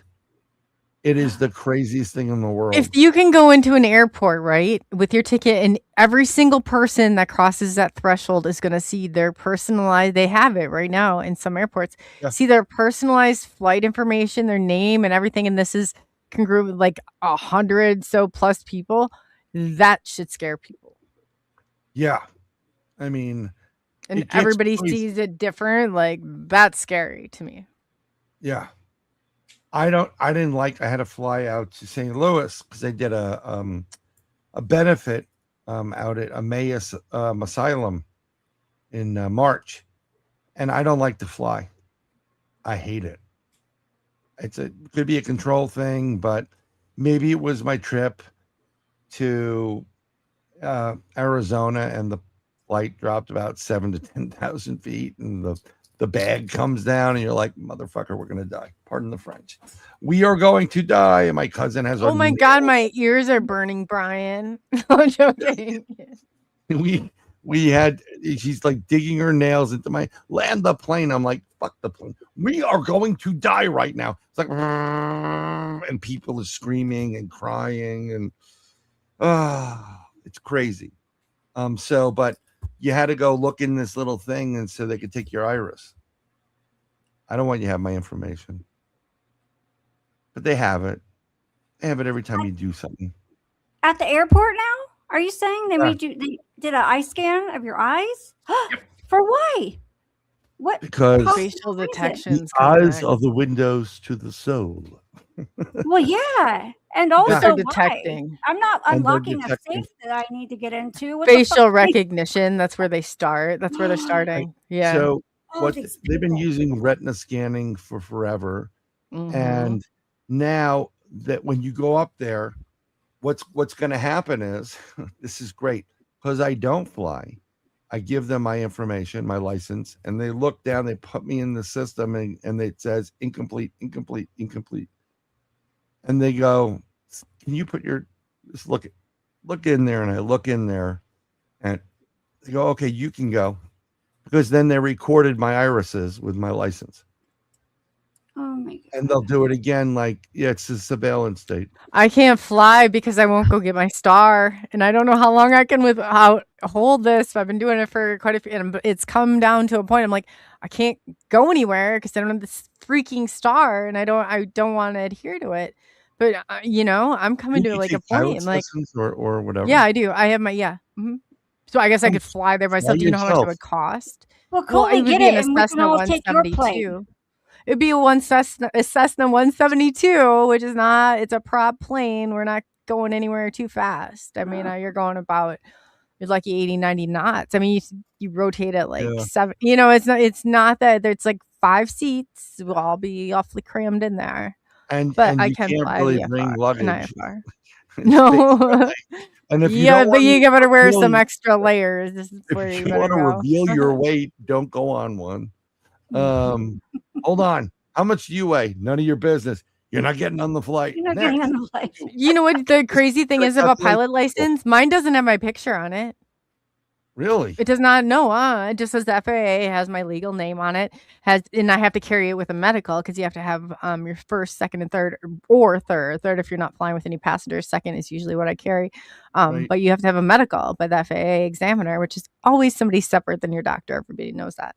But now they have these medical electronically transmitted license, and you know how it used to be mandatory retirement FAA at 60. Well, it went up to 65. That was convenient because then all of a sudden now doctors can cross and check those things because people always had 2 separate doctors. I mean, it was definitely it gets crazy. Yeah, it does. This is all the craziness. This is partially why someone, I forgot who said it, surveillance state. It is. Again, we are under a surveillance state, no doubt about it. I did a prediction show, I think it was December 18th of 2025. We had 20 people on, or 30 people on the show, and everybody was giving their MIYA and I were sad you didn't invite us. I'm sorry. I think it was no, we're not going to take any apologies. But you will come back this year. I think we're going to do, actually, what we're going to do is we're going to do a 6-month assessment and see where the previous people were versus, and then we'll have you. And you should knock off the ones that predictions like didn't hold true and then put on more. Is that what you're going to do? Here's the problem. A lot of it's all come true. Yeah, so they get to stay. Yeah, I mean, just need 2 spots. Game show, sure, but 2. I mean, I was just. Why do you want somebody on whose predictions didn't even come true? You need MIYA and I to try it out. Some of the people that were on there, Bryan. It's not on your timeline. I get it. No. Some of it might be long down in the future. Were invited. They they're not psychic mediums. I just said, give me some predictions. Sometimes some of it could be fun and crazy because I like to do fun and crazy. I like to make my show as entertaining as possible. I know. I was only messing with you. I saw it. It was a good show. I mean, unfortunately last week I had a great group on Cool's Paranormal, and there's 5 guys there, and we were having technical issues, so I couldn't throw up the audio, the video, and all these other things on there. So, hey, let's review this evidence type of thing, because when you're dealing with a paranormal group, that makes things better. Right. So I had to keep things going, and you didn't know I like to talk. So I will talk. There's certain instances when I'm nervous. Not me either. And that's more on a one-on-one with someone, especially if, I'm into that person, and that I'll just be a bubbling idiot. So I have to write things down. I'm not good at that part of it. What do you read it to them then? Like a scroll? I think you're cute. I got to stay to this so I don't ramble on. So I got to read what I wrote. I just kind of keep the information in my head. Otherwise, I can ramble on. And it gets weird. Some people got the skills to come up to you and say things like, I'm a Like, rambler too, all day long. is your daddy named Visa? Because that's where I'm like, I'm not there for the one-liners, I could do jokey one-liners, but I just like that's not me. But Right. You're funny in a different way, not Yeah. joke-wise. You shouldn't tell So jokes. yeah, so we just kept people in there saying what they're saying, but I think it's good to take a look 6 months after December. We're almost at that point. And I definitely love to have both of you on for that because I think there's some legitimate predictions. Yay. One of which I don't think 47 is actually going to finish out his term. And I don't know what that I thought you were means. talking about our age. No. That's how old I am this year too. No, I was like, I'm turning 47, but I'm not 47 yet. No, I know what he was I'm talking just saying, about. I'm talking about the president. I got you. And I think that, I'm talking about people getting pissed off at them. We, the people, rising back up. We're done with all the lies and the crap and all this stuff because we were talking prior to the show about AI and how it's kind of taken over everything here. And it's almost creating this prison planet, and they want to know everything about you and where you go and this and that. That's not what this country was about. Our founding fathers would have killed them for putting that out there. Right. I hope that the people this time are not in such a sedative state of slumber that they actually stand up and they do something. I hope so. I really do. Well, we're gonna find out because there's some of that in there too. But I mean, it started off with. Excuse me. Was that your prediction that he might not make it? Oh yeah. Well, it was one of two of us that had the same thing, and they saw something. I actually saw JD Vance getting sworn in, and it wasn't for vice president. So I don't know what happened. It's amazing. I just don't want to see. No, I don't know what happens. I don't know. I just know that he may just like the hell with this. I'm out because if he's not the star, then it kind of gets frustrated. Right. Yeah, but it's already planned. We don't know how deeply rooted in the plan. I always said if somebody has something like a gun to your head, and I think that's what happened, that you're going to make different decisions you might normally make. Let's just put it that way. Did you say one of them was a craft coming out of the water and saying we've been here for millions or whatever years? And then I had truce? In one point I was literally like hovering over an ocean. And like I was in a helicopter and I saw other vessels by it military wise, but then I saw civilian vessels and they were pulling out of the ocean a giant, looked like a UFO. Oh wow! It was all UFO. So I was on a show. Karen Holton. Do you know who that is? Oh yes, Karen. She's very sweet Canadian lady. Well, she just was asking everyone since it was the beginning of the year, what's your predictions for 2026? And I go, I don't know, but I keep seeing something about water. And I don't know what that means, but I keep getting big, huge messages about water. So you said that, and I'm like, I hope that's the part. I hope that's the water part. Can you imagine if they came together? That's great. Yeah, I mean, I have numerous things. It started out when I saw asteroids hitting the North Atlantic, chunks of them, and that the shock waves forcing big chunks of the icebergs to separate and go down, and I've seen tsunamis. We just had one today in Japan because they had a 7.4 major earthquake off the coast, and they had a huge tsunami that came in, and I posted it, and people are like, are you is that real? And I'm like, yeah, it's 100% real. It was just taken. I talked about the Arctic current reversing, and due to the reversal, things were going to get cooler and colder, longer. You think it's a polar magnetic pole switch, or no? It's a flow current. So it used to flow in a certain direction, and it's reversed and went back, and that's changed. This is why you're getting all these tornadoes going into northern Midwest. Oh, we're getting hit with these crazy things right now. And you never really had them, right?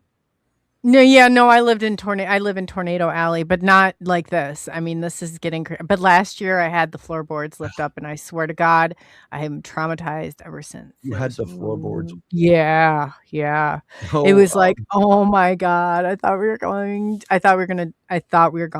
I really did. I called my son. He was in Canada and I was like, Brody, you don't understand. He didn't even pick up the phone. I was going through Canada, like, oh, well, that's great. I was like on a scene out of Twister. Like that was this close. Like lightning was like this far off the ground, baby, all around me. And I was like, I did predict for this year, and I wasn't happy predicting it, but it's what I saw.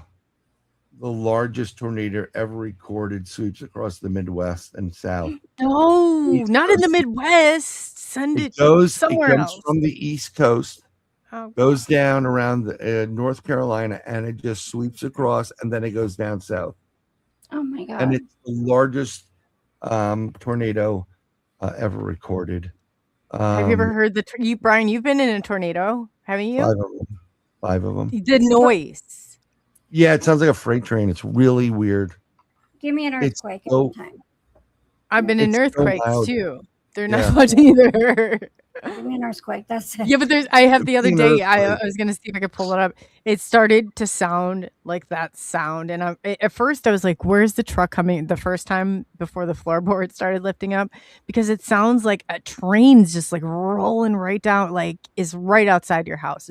It sounds like it rattles everything. It's kind of like it does have a train vibe to it. Like if you've heard freight trains coming by, that's definitely. If you've heard them right out your window, that's more or less like. It's not the coolest thing. It's kind of bizarre, but when you low pressure system and your windows bubble, it's crazy. There's so much pressure in it, it creates a bubble out of the glass. Oh my God! And you're like, it's oh weird. Lord, yeah.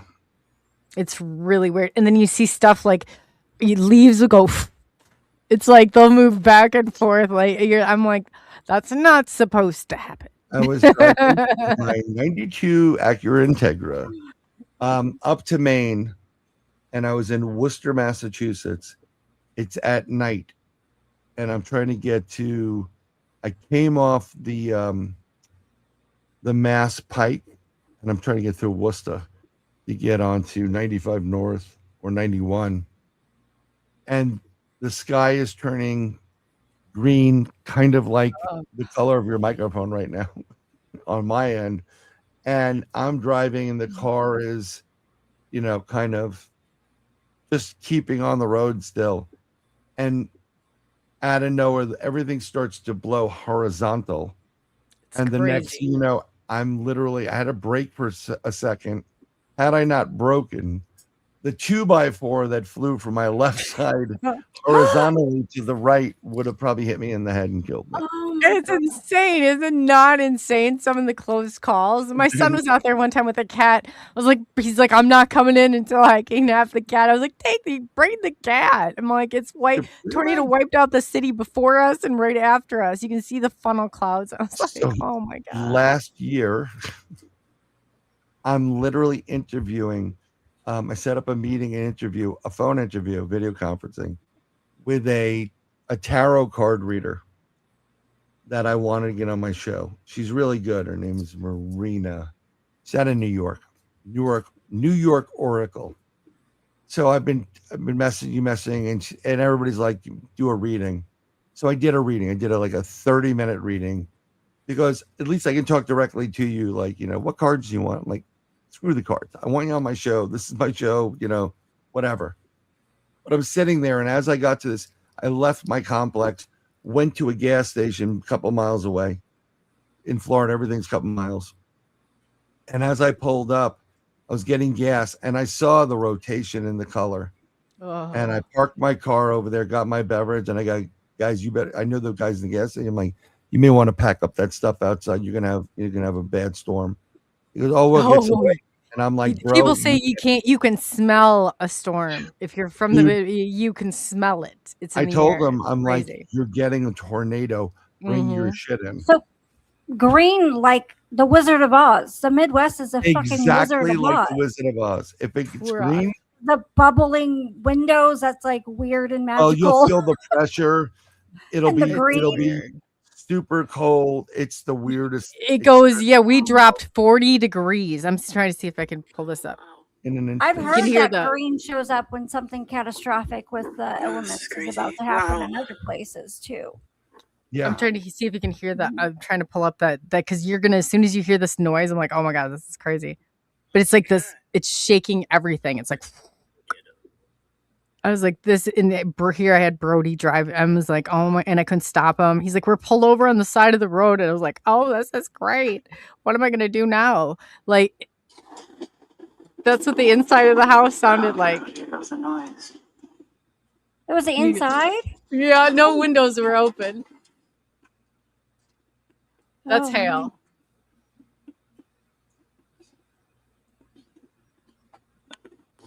Can you hear it? That's on the inside with no windows open. It's like it's coming through your walls. Insane. So I'm across a gas station. I'm sitting there waiting for this call. I know that it's coming down, like there's going to be a tornado. And I went to call my kid's mother and I said, to tell her, because it started hailing, don't go leave the house. There's a tornado. And she was already at the high school waiting to pick up whoever. And she's crying, I want you. You know, like, I can't get out of here. I'm like, say hello to Dorothy for me. Click. Yeah. Hung up. And That's about the extent of it too. What do you do? There's no like bridges. You can't. There's no overhangs on a tornado. So I pulled over next to a Target, and I'm talking to this woman. She's like, "Are you okay?" I said, "Yeah, it's no problem. I'm actually in a tornado right now." She goes, "Oh my god, do you want me to call back?" I'm like, "No, let's get this done." So, yeah, I just might as well see. We get these a little. Yeah, I know. You never know for sure. Oh, I've driven through 5 of them. Oh my god, no. Yeah, No. and the one prior to like last May was during the summer, and I was driving my kids from New York down to Florida, and it was after Hurricane Debbie. Go figure, my evil mother's name. Up, and I'm driving down, and it is raining like cats and dogs, and then you get the, like that's a, like what Oh my god, that's the most just terrifying. run for your lives. Yeah. It's I heard the it- sirens. Yeah, the No, you first get it time I over heard your it was on Gerald and Jane's channel. They were Yeah. streaming the storm, and I'd never heard it like in real life, like on movies. Yeah, but Oh, when it- really? I was like, that's Oh. fucking horrifying. Yeah. Just fucking it's the Go problem and is, take it's like, shelter immediately. if you're hearing this, you're in a flash flood zone. Take cover immediately. Yeah. And so my talking about therapy, my youngest is in the back going, hyperventilating. Yeah. So then after that, I'm like, don't worry, honey, I got it. And I'm driving. I'm still driving. It's kind of Oh. windy and driving. And then like literally 30 minutes after that, another one, a tornado has been spotted in your area. Please take shelter. And she's I like, just had that the other day. I was like, oh, "Oh my great. God." And I'm like, oh, this is going to cost a ton in therapy bills. But- You know what? I've had that with kids too, and they have had it exactly. If they have any sort of trauma, even if the ambulance would come by, those kids are right at the window, and I'm like, ever the mom since- would be like, I'm like, no, they got to do that. It's okay. ever since COVID, that psychological operation, that's what it was. My youngest has not been the same. No? That totally screwed her up. Nobody wanna be will be alone. the same. A lot of not a people would- one of us will be the same. No, I was telling everybody, don't take the. I'm telling you, don't take it. Read Dr. Malone. Don't take it. And people, why would our government lie to us? And I'm like, Oh, yeah, I watch what they did know. during Katrina. Did you Don't- even live through 2020? We could go back further from there if you So, want. I mean, it's so, and I told everybody, and they explained why, what's going to happen and whatever, and they didn't believe me. And the problem is, I was right. Yeah, I tried before. I was calling businesses before they locked down, and I was like, "Please do not shut down. This is," and I even put a post on Facebook, and it says, "Do not fall." And I was watching stuff from the get-go. That's how I saw all this. I'm like, I was doing the steganography and cryptology stuff on this team, and we separated. Some of us saw it, some of us did not see it. Some of us and it tore the whole. And now Well, I'm like, I tried to tell you, it was horrible watching. I got Horrible. into a conflict with an in-law and says, "Well, you have to Oh take it." yeah. And I said, "No, I don't have to take it, and I'm not gonna take it." "No, you have to take it. I need to know that I'm protected." Yep. And I'm like, "Okay." Mhm. I said, "Out of my cold dead hands, I'm not taking it. I'd never take it. And you think it's a vaccine? God bless you. Aren't vaccines that what's to protect you? So what do I need it?" Right? It was such a push. As soon as it became my requirement or it was on me, I was like, now you're infringing. I don't care if you take them all day long. I'm just not sure what's going to happen to you. Right. I'm not going to So say it's going to be good, but I'm not doing it. Absolutely not. No way, no so how. I had it a year prior. I had COVID a year prior before it was COVID. I was Oh, yeah. following what was going on in Hong Kong and Taiwan. And I remember listening to the radio where the scientist goes, this is a very interesting virus because it seems to be targeting Pan Asians from X, Y, and Z, which were Taiwan and Hong Kong. And I remember going, oh my God, the Chinese are killing their own people. Oh, for sure. Well, the best is the Wuhan lab was written in English, and I looked around and nothing else seemed to be written in English, but that lab was written in I broad, was, In I English. was right out confused Frankfurt. as to why everyone was freaking scared of a cold and a flu. Like from the get go. And Because then when that came out, I almost got like excommunicated from my family, almost got kicked out pregnant, mind you, because I wouldn't well, take it. So yeah, so it definitely did Yeah. something. the problem, There's people that despise me because of this whole thing. It's not even a fun. They think that you shouldn't have medical treatment. I had a lady try and mace me at yeah, the doctor's. I mean, they busted out windows all over this. This is all over either a mask or like Maya's being out. This is what happened. This is a reality of what I happened. sneezed once in a bandana in a supermarket, and everyone, "Ah!" I'm like, dude, you better just calm the fuck down because you're gonna die from a heart attack before this I tell thing. people there's a lady coughing at the store the other day, and I was like, everybody, it's okay. This is natural. This is good for your immune system. And then I would tell other people during that time, the world's not your hospital. At no point in time did we tell sick people that we're going to go ahead and wrap our Yeah, breathing, smother ourselves for their benefit. It's not going to happen. I'll do your shopping for you if this is what we got to do, but we're not doing this. This is a horrible idea. and Been a the horrible idea. worst part is after people started realizing that even though they got it again and again and again. Yeah. They had My 15 father. whatever.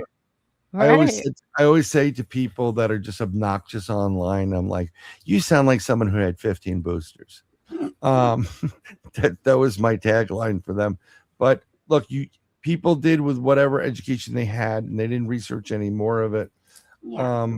But when people, last couple of years after the event, and when the truth started coming out, I had people still pissed off at me because they know I took my kids to Florida and none of us had it.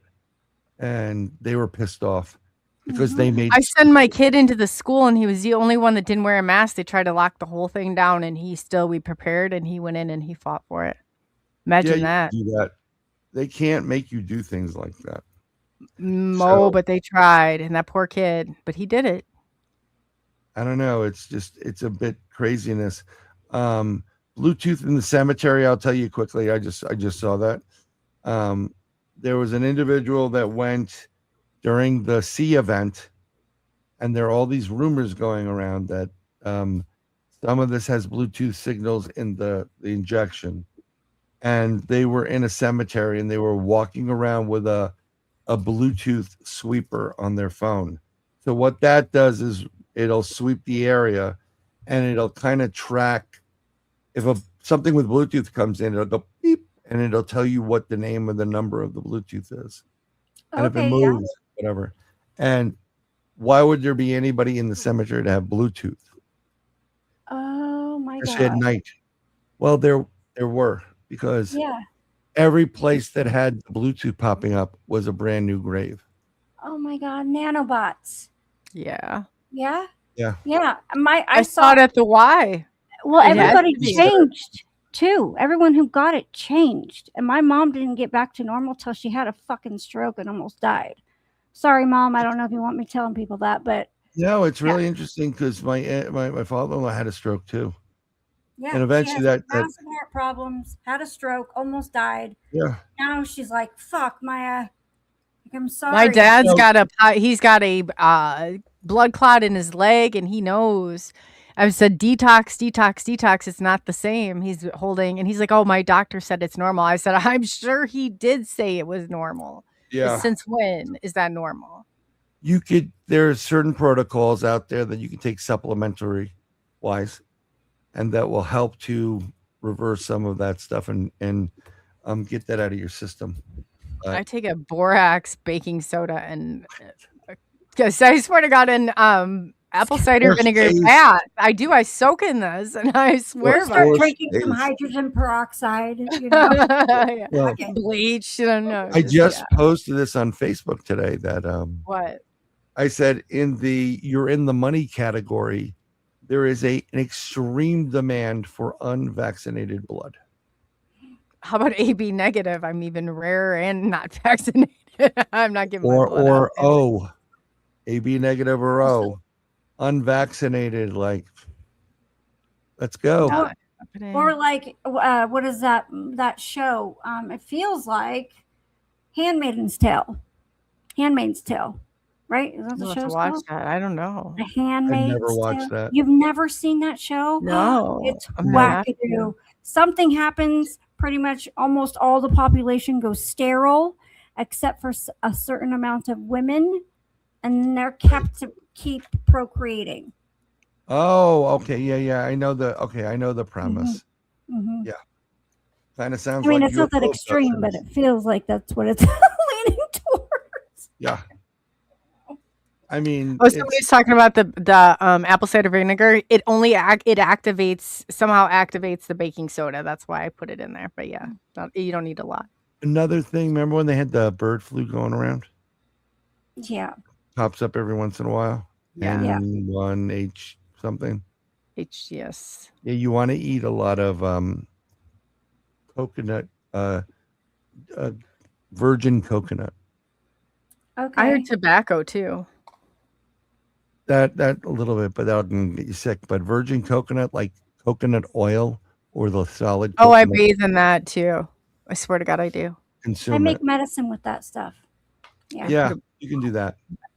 But it's so good for your skin and your hair. But the only thing is if you get it in your eyes, it's like blurry. But I bathe in this. And I alternate. That's funny. But yeah, I do. If you guys all wanted to know. It's crazy. But it's good though. That like even the baking soda, you can see with that's pulling some of those detoxins out of your. If you take coconut oil, the thick stuff, not the oil, but the solid, and you stick like quarter of or a half a teaspoon, and you just swish it around your mouth. Oh, you keep in and out of it, and then you spit it out. You're pulling out the toxins. It takes off nail polish. That's how I know that it's got a coconut oil. Yeah. If I bathe in it and my nail polish, it's off. So I believe that it's got some, and it's not just like I mean, it's coming off like you're putting it in like acetone or something. Yeah. Yeah. But it's really good for you. It is. Yeah. But it definitely does have I agree. It must have some oomph to it. There's a lot of things, and that's another reason why TikTok used to be a resource, but then they started shutting it down. And now it's owned by I don't even know who, and it sucks to begin with. So, I mean, I very rarely will TikTok because they don't like what you're saying or they don't want you to get out. It gets crazy. You know, they'll ban you or block you.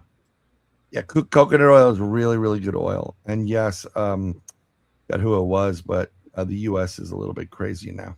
Yeah, It is Spider-Bite. scary. Yes, Spider-Bite. She's one of our Thunder Down Under, our Australian. Yes. Well, I have an Australian Labradoodle, so good day. No. We're related now because my dog. All right. All right. I bet it's a good dog because they are good people. Thought, my dog growing up was the brother of John F. Kennedy's dog. So we were related to the Kennedys through a dog. Yeah. You have a Kennedy dog? That's amazing. My dog wasn't a Kennedy dog, but his brother of the litter went to the Kennedys. Oh, okay.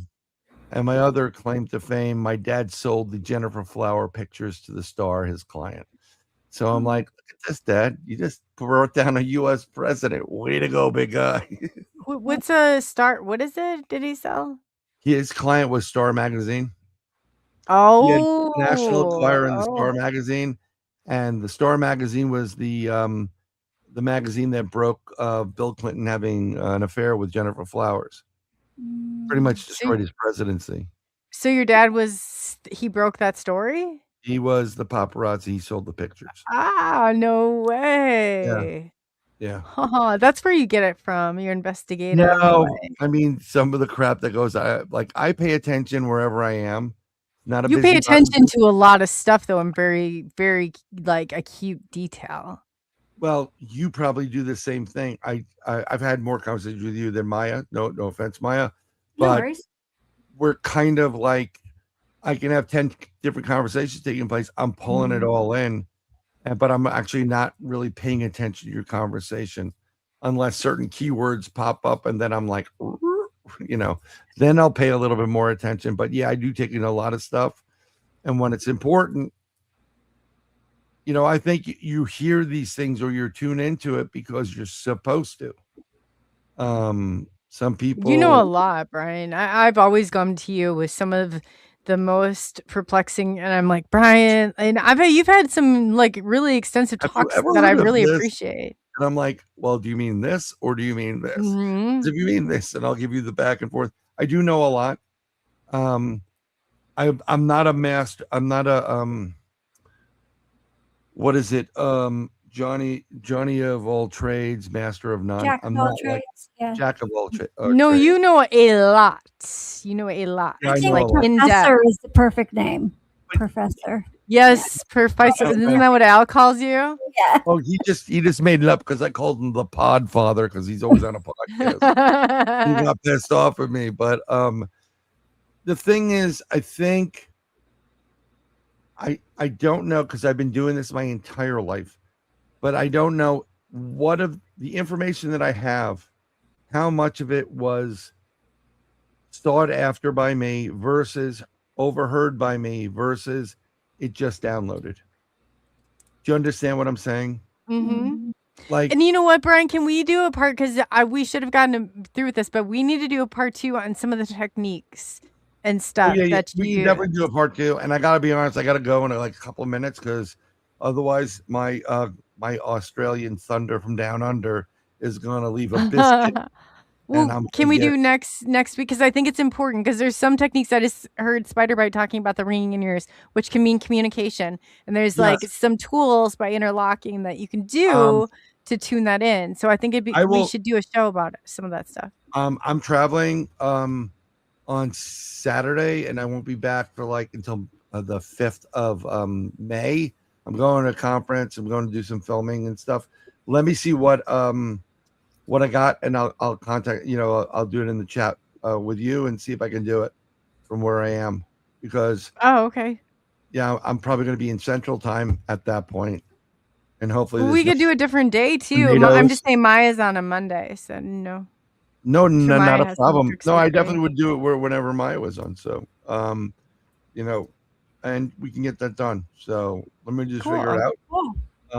2 hours has flown by. I'm like, what? I know. Missing time again. We kind of weave in and out of things, and believe it or not, I would do things like this, not purposely to throw people off, but I will eventually circle back and connect all the dots. And I've always had people go, well, there goes 25 of my questions I had. Like, I know. I said I leap around, but when I'm done, I will lace them nicely and neatly together. And I will. Well, let's leave it like this. Spider bite. Is it both ears or one ear? And if it's one ear, is it the left or the right? Because each one's different. Sometimes when it's really powerful, I get it at both. Oh, I get it in both But it's too. usually, yeah. I'll just do it this way. Sometimes when you're in tune with your gifts and abilities that are natural, part of your world that was your creators have made for you, you're now tapping into that. And I believe a lot of light workers are being tapped and awoken. Oh, I'm mirror image too. Sorry. We'll say that again. I said you can see the words are back. I'm mirror image because I was tapping. Right. I'm like, it's coming the opposite. Yeah. Right.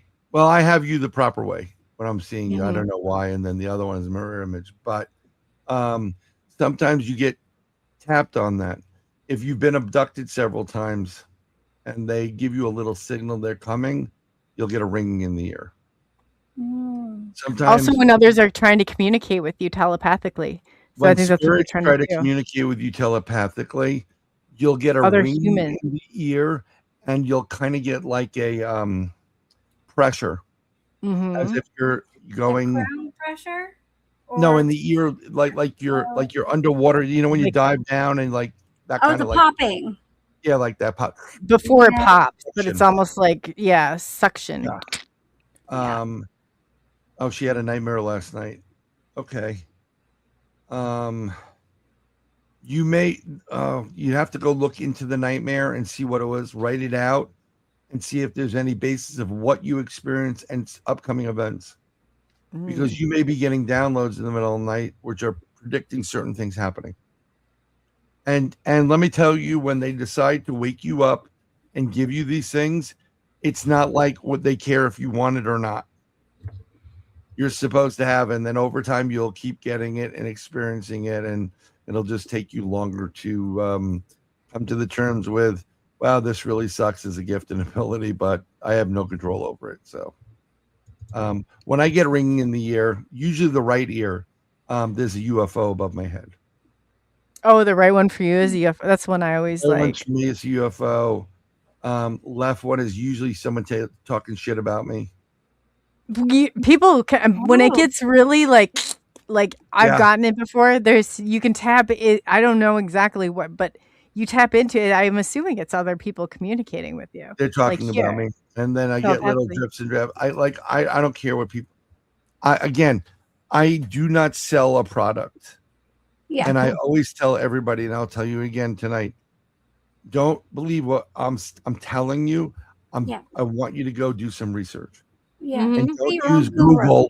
Use the try it out for yourself. Yeah. Everybody's different. Or use Brave or some browser that's not. When I get the popping and the pressure, it's usually because there's another being like really close to me. That happens too. It depends, but other senses will kick in if it's like a being next to you. This one drives me nuts, and I'm trying to figure out who the hell's doing it. Someone plays with the back of my ear.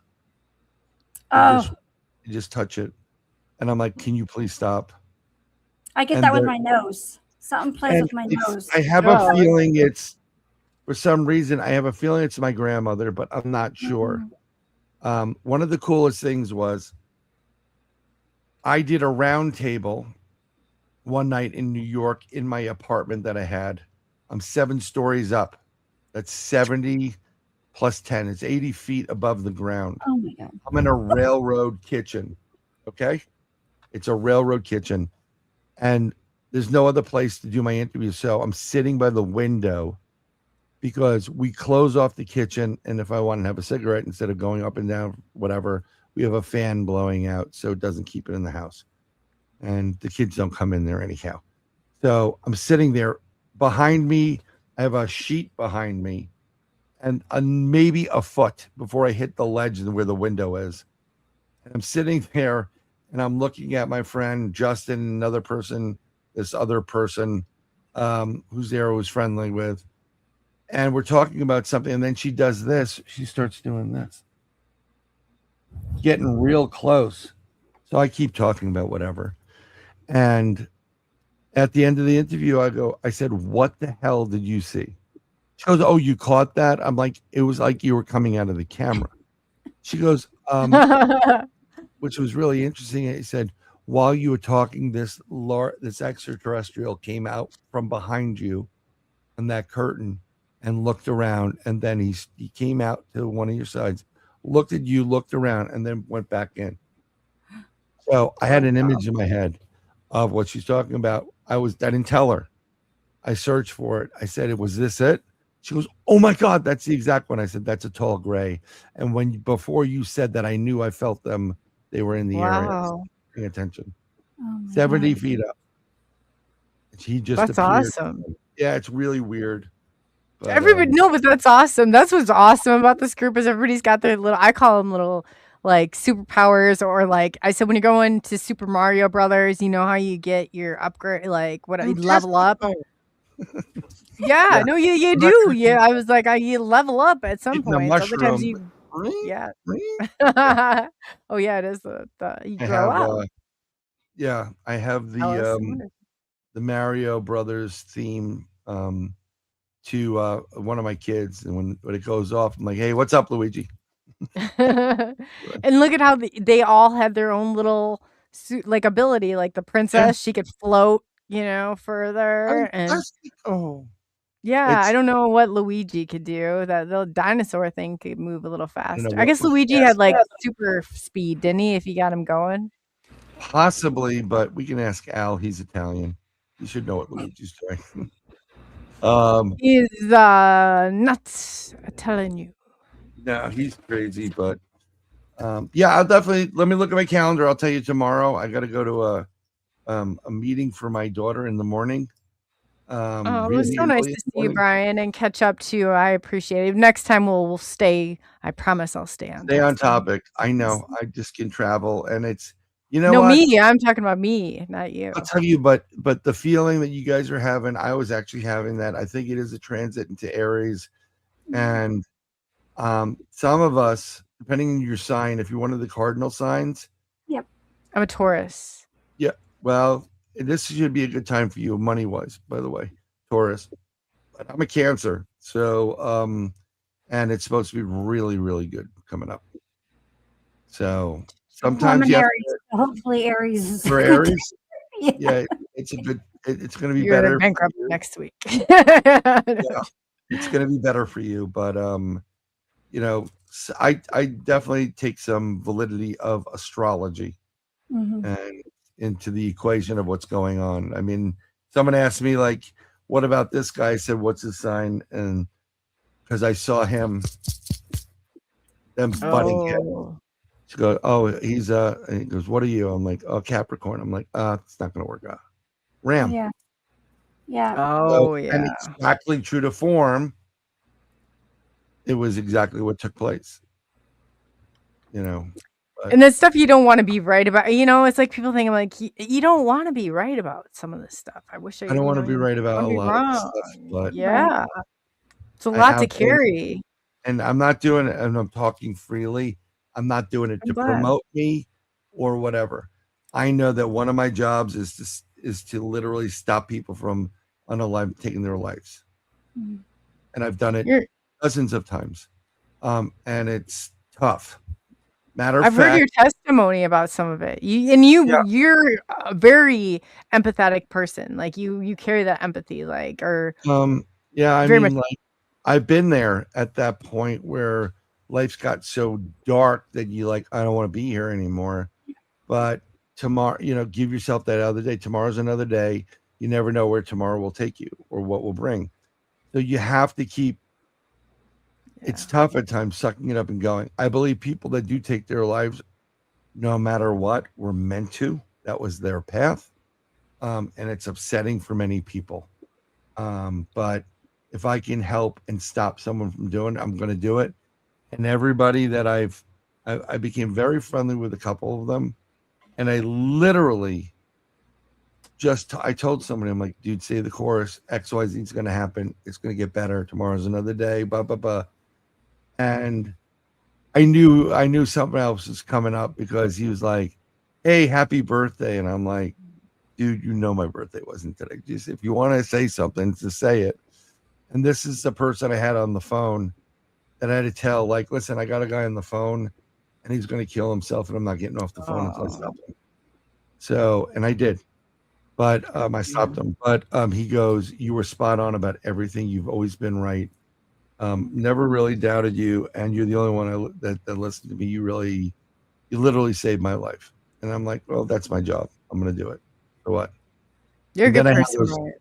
I try. I mean, I'm a good person. You've listened to me for hours before and really given me a sense of peace. And you do it in a way that doesn't make you feel like you're an outcast or, because most of us have been separated from people and you've been isolated in a certain way, shape or form, like in a lot of these programs.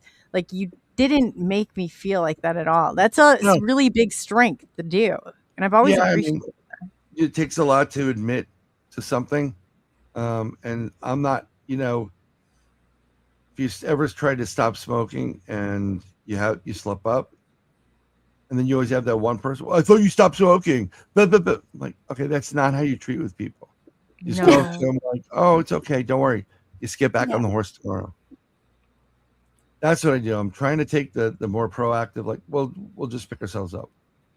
One of my friends says, stop using whatever. You sound like a disgruntled, angry teen. So, because there's certain things that happen. You're like, whatever. Right. Because, what will be. So basically, I asked him, like, what are some ways of changing that? I'm like, what will be. And we always have an option to change it. So moving from whatever to that longer statement.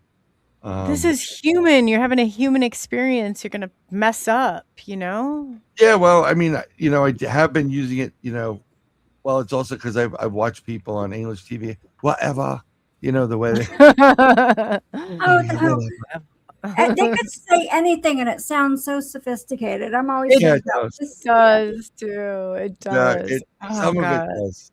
I'm like captivated by most of their accents. I have now. Yeah, okay. Yeah. You do that. What is it? Jason Statham? No, to mine. Yeah. That, like full, like it's like 5 words. I want to mine. And they can be so insulting too. Like I remember. Oh, and they use the C word very freely in the UK. Oh yeah, but it sounds better. It sounds better. Oh my God! For some reason, it doesn't sound as dirty when they say it. What is that? Oh, it's so bad. They are just like so Austin. Yeah, it just has a way about it that it sounds more sophisticated. I think. I think it's like, oh, it's such a bloody. I remember once this guy's like, you didn't have a motor. I thought a motor. What is a motorboard? What would you think it meant here in the United States? I just like, I'm like, when I was over in the UK and we're like, we're going someplace. Like, where are we going? He goes, oh, we got to go to the car park. I'm like, we're taking a car to the park. Do they have swings? Is there a seesaw? I got to go get to my trolley. And then I was in a chemist, which is a drugstore. And I'm standing with a buddy of mine and this female friend that we met at the hostel right in front of the pharmacist's window. And I'm looking for cough syrup. Now, over the UK, you can get cough syrup with codeine in it. Oh, I mean, good. and again, you could also get heroin. There's no laws on that. Go to the UK. So he goes, maybe you should get a Durex. And I'm like, what the hell is it? What do I need a Durex for?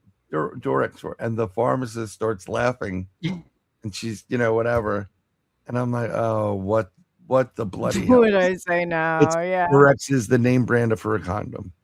And I'm like, oh yeah, I said for being of the same language, there's definitely some things I have to Google it. I'm like, oh yeah, bloody wanker. Yeah, I know. Cigarettes? They call cigarettes something. Yeah, and go to fag. Yeah, I'm that's like, what what? they used to call. You go next or fag. Yeah, oh yes. Like, that's exactly. No, I'm not gay. I mean, if that's your thing, go for it. Way too many beautiful women in this world. What would you think a motorboard was? What would you, if you heard a motor? Think of a motorboard. Motorboard is it's a vehicle. It's for a moving.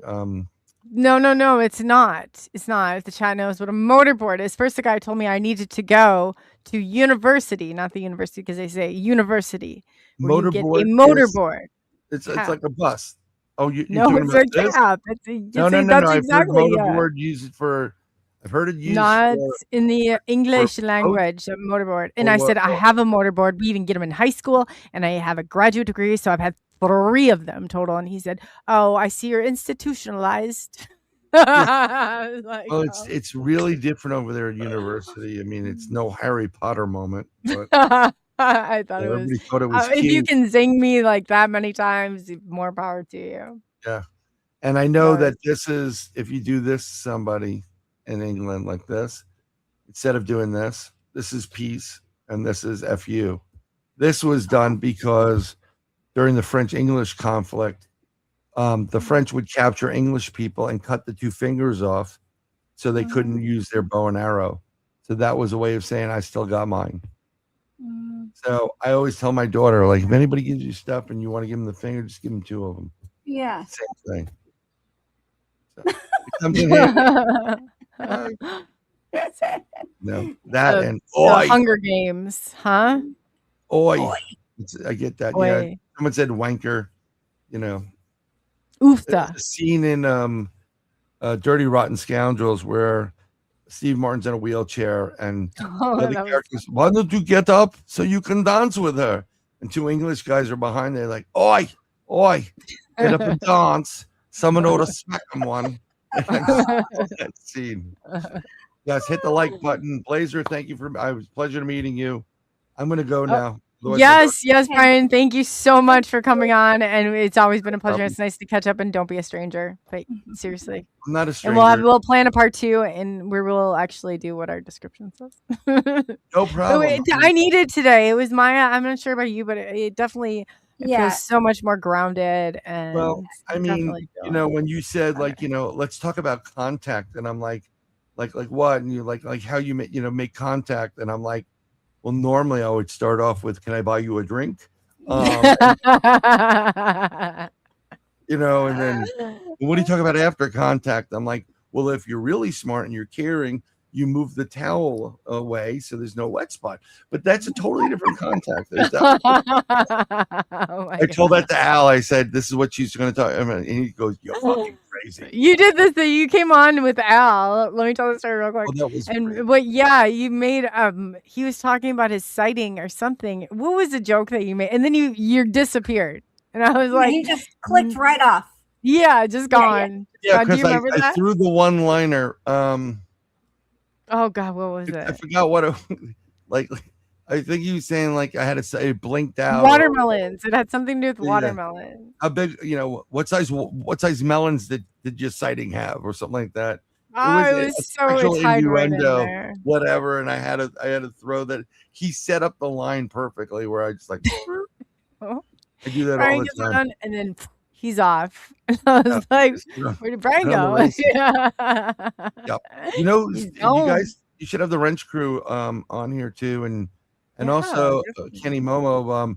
Kenny does sketches, so if you've had an encounter or an experience like Bigfoot or some other creatures, Kenny Momo in chat right now. I think I've seen him drawing while on a panel. Yeah. And he picks up on it. I want to have him on to draw some of the stuff I've seen. See if he. Oh, is he? Can you put me in touch or put us in touch? Yeah, right here, Kenny, me, Coley. Yeah, I'll put you in touch. Hi, Kenny. Are you in the chat, Kenny? Kenny's in the chat. He's Kenny. Hopefully not with Brian, and we can't hear you or see you. No. He does it, but they're in Mark Twain Forest right now, which is a pretty. Oh, okay. Oh, so are they on Facebook? Could you hook us up on Facebook so I could set them a date and time? Yeah. I'll get you some stuff, and then I'll message you saying, hey, Kenny, this is COLEY and MIYA, and then they'll hook you guys up. He's really great. No, that's awesome. Also, the half-inch wrench crew. I mean, if you guys haven't checked out their stuff, they're freaking awesome. They are. Yeah. Yes, so, and to Brian, before you go, they are. They have a great channel. Where can they find you? Also, after this conversation, federal prison. But Third Brian Eye will no Live longer be available. Wednesday. Yeah, Third Eye Live Wednesday at my own channel at symbol Bryan Bowden on YouTube. And our guest is Dave Scott this week. Oh, good. Yeah, I used to be on Space Dot Radio After Hours. Yes, you have. And I'm going to give Dave shit about hockey right now. So, no, you got to give him crap about going out and have the meetings. I used to make him so mad. This is no joke. He would get on there and he'd be like, "You unmute your microphone. This is Dave Hawkers." And I love Dave to death. But I got him mad and he said, "I had to go meditate in the Canadian forest for 40 minutes. Dave is one of my favorite people. And I was, thank you, Blazer, for putting up my YouTube channel thingy, link, whatever. I've known Dave for a very long time. I'm his 3 o'clock in the morning phone call for shit. So you're Bryan Bowden with how many different podcasts does he always say? Bryan Bowden with 5,000, like 15,625. I don't have that many. I've been on a lot of them, but I don't have that many. That's Dave's humor, though. I'm just trying to get to. I think we're about 600 now. On the what do you call it? I don't want to report anybody. Thank you. I'm looking to see if I have the subscribers. I want to get to that 1,000 or over that 1,000 mark. Yeah, I'm getting closer. Are you at 500? At least you get the super chats and stuff, right? 603. I got. No, I haven't gotten super chats yet. So you have to get to you have to be at 500. Aren't you at 500? I'm at 500, but I'm at 603. But according to my monetization, I have to upload X amount of videos a week or whatever. So I've been uploading shorts like they're going out of style. So that's but you should, as soon as you hit that marker, you should turn it on. Are you did you apply for it? They said I'm not eligible. What? I don't know. Oh, you need the watch time hours. Yeah, I'm just short. I'm really close to that short end of the. I think I need 3,000 hours, and I have I think I need like another 200 hours or You're less. almost there. Yeah, I'm almost there. Well, let's help you get there. Let's go watch some old videos and stuff. Once I get there, I'm sure that they're going to take away the monetization when I start talking what I say. No, don't think like that. But you got the power, now, and I've had this is my third time around. I've learned my lesson. There are some whacked out shows that are monetized, so no, you should be fine. Yeah, there's some people that get monetized, and you're like, how? What am I doing wrong? I can't even get. And it's not about the monetization either. It's just, you know what the thing is? You have one hater, and it's literally can just be one out there, like continuously through the whole stinking. You have one hater, and that's where it happens.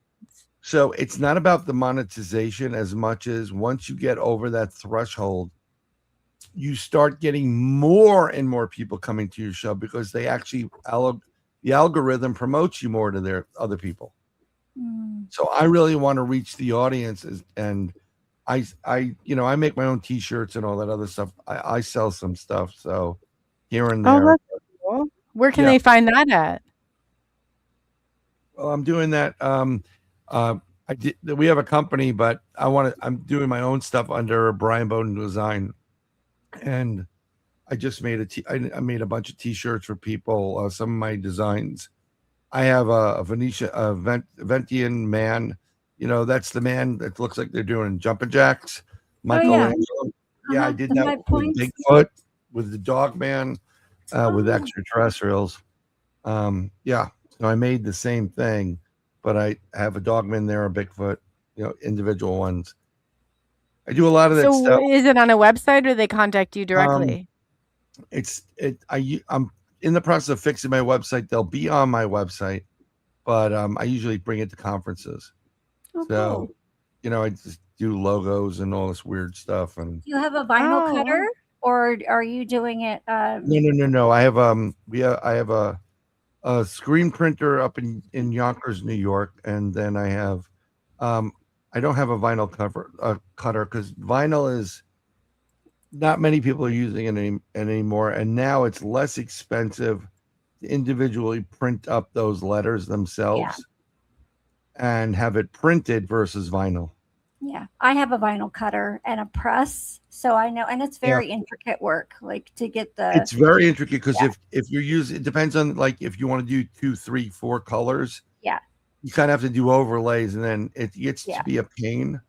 You can get a Cricut to do it, but we do on the higher end stuff, like like legitimate jerseys and professional jerseys. No offense to the Cricut stuff, it's doing a great job for that market, but when you're doing bulk stuff, you can't use a Cricut on some of the commercial grade stuff that we have to use. No, the other way is much cheaper and more efficient. Oh yeah. No, but it's fun. You need ColeyUFO shirts and hats. I do too. I know. I've got a design. I just have to find a company that's reasonable. So you do that for independently? Like I could bring my business to you? I've done it for a bunch of people in the paranormal world and this type of community. And the best way to do it, and this is just my 2 cents, you say, I have a shirt, you post the shirt up. I really need a minimum of 36 pieces. Okay. So as long as 36 pieces are ordered, I'm fine. But you post it up there and then you take the money and say, this is a limited time offer. I'm doing the shirt by the end of this month. I'm placing the order. And if you aren't in, you ain't getting, the March 2027, Coley Weber design. Mm-hmm.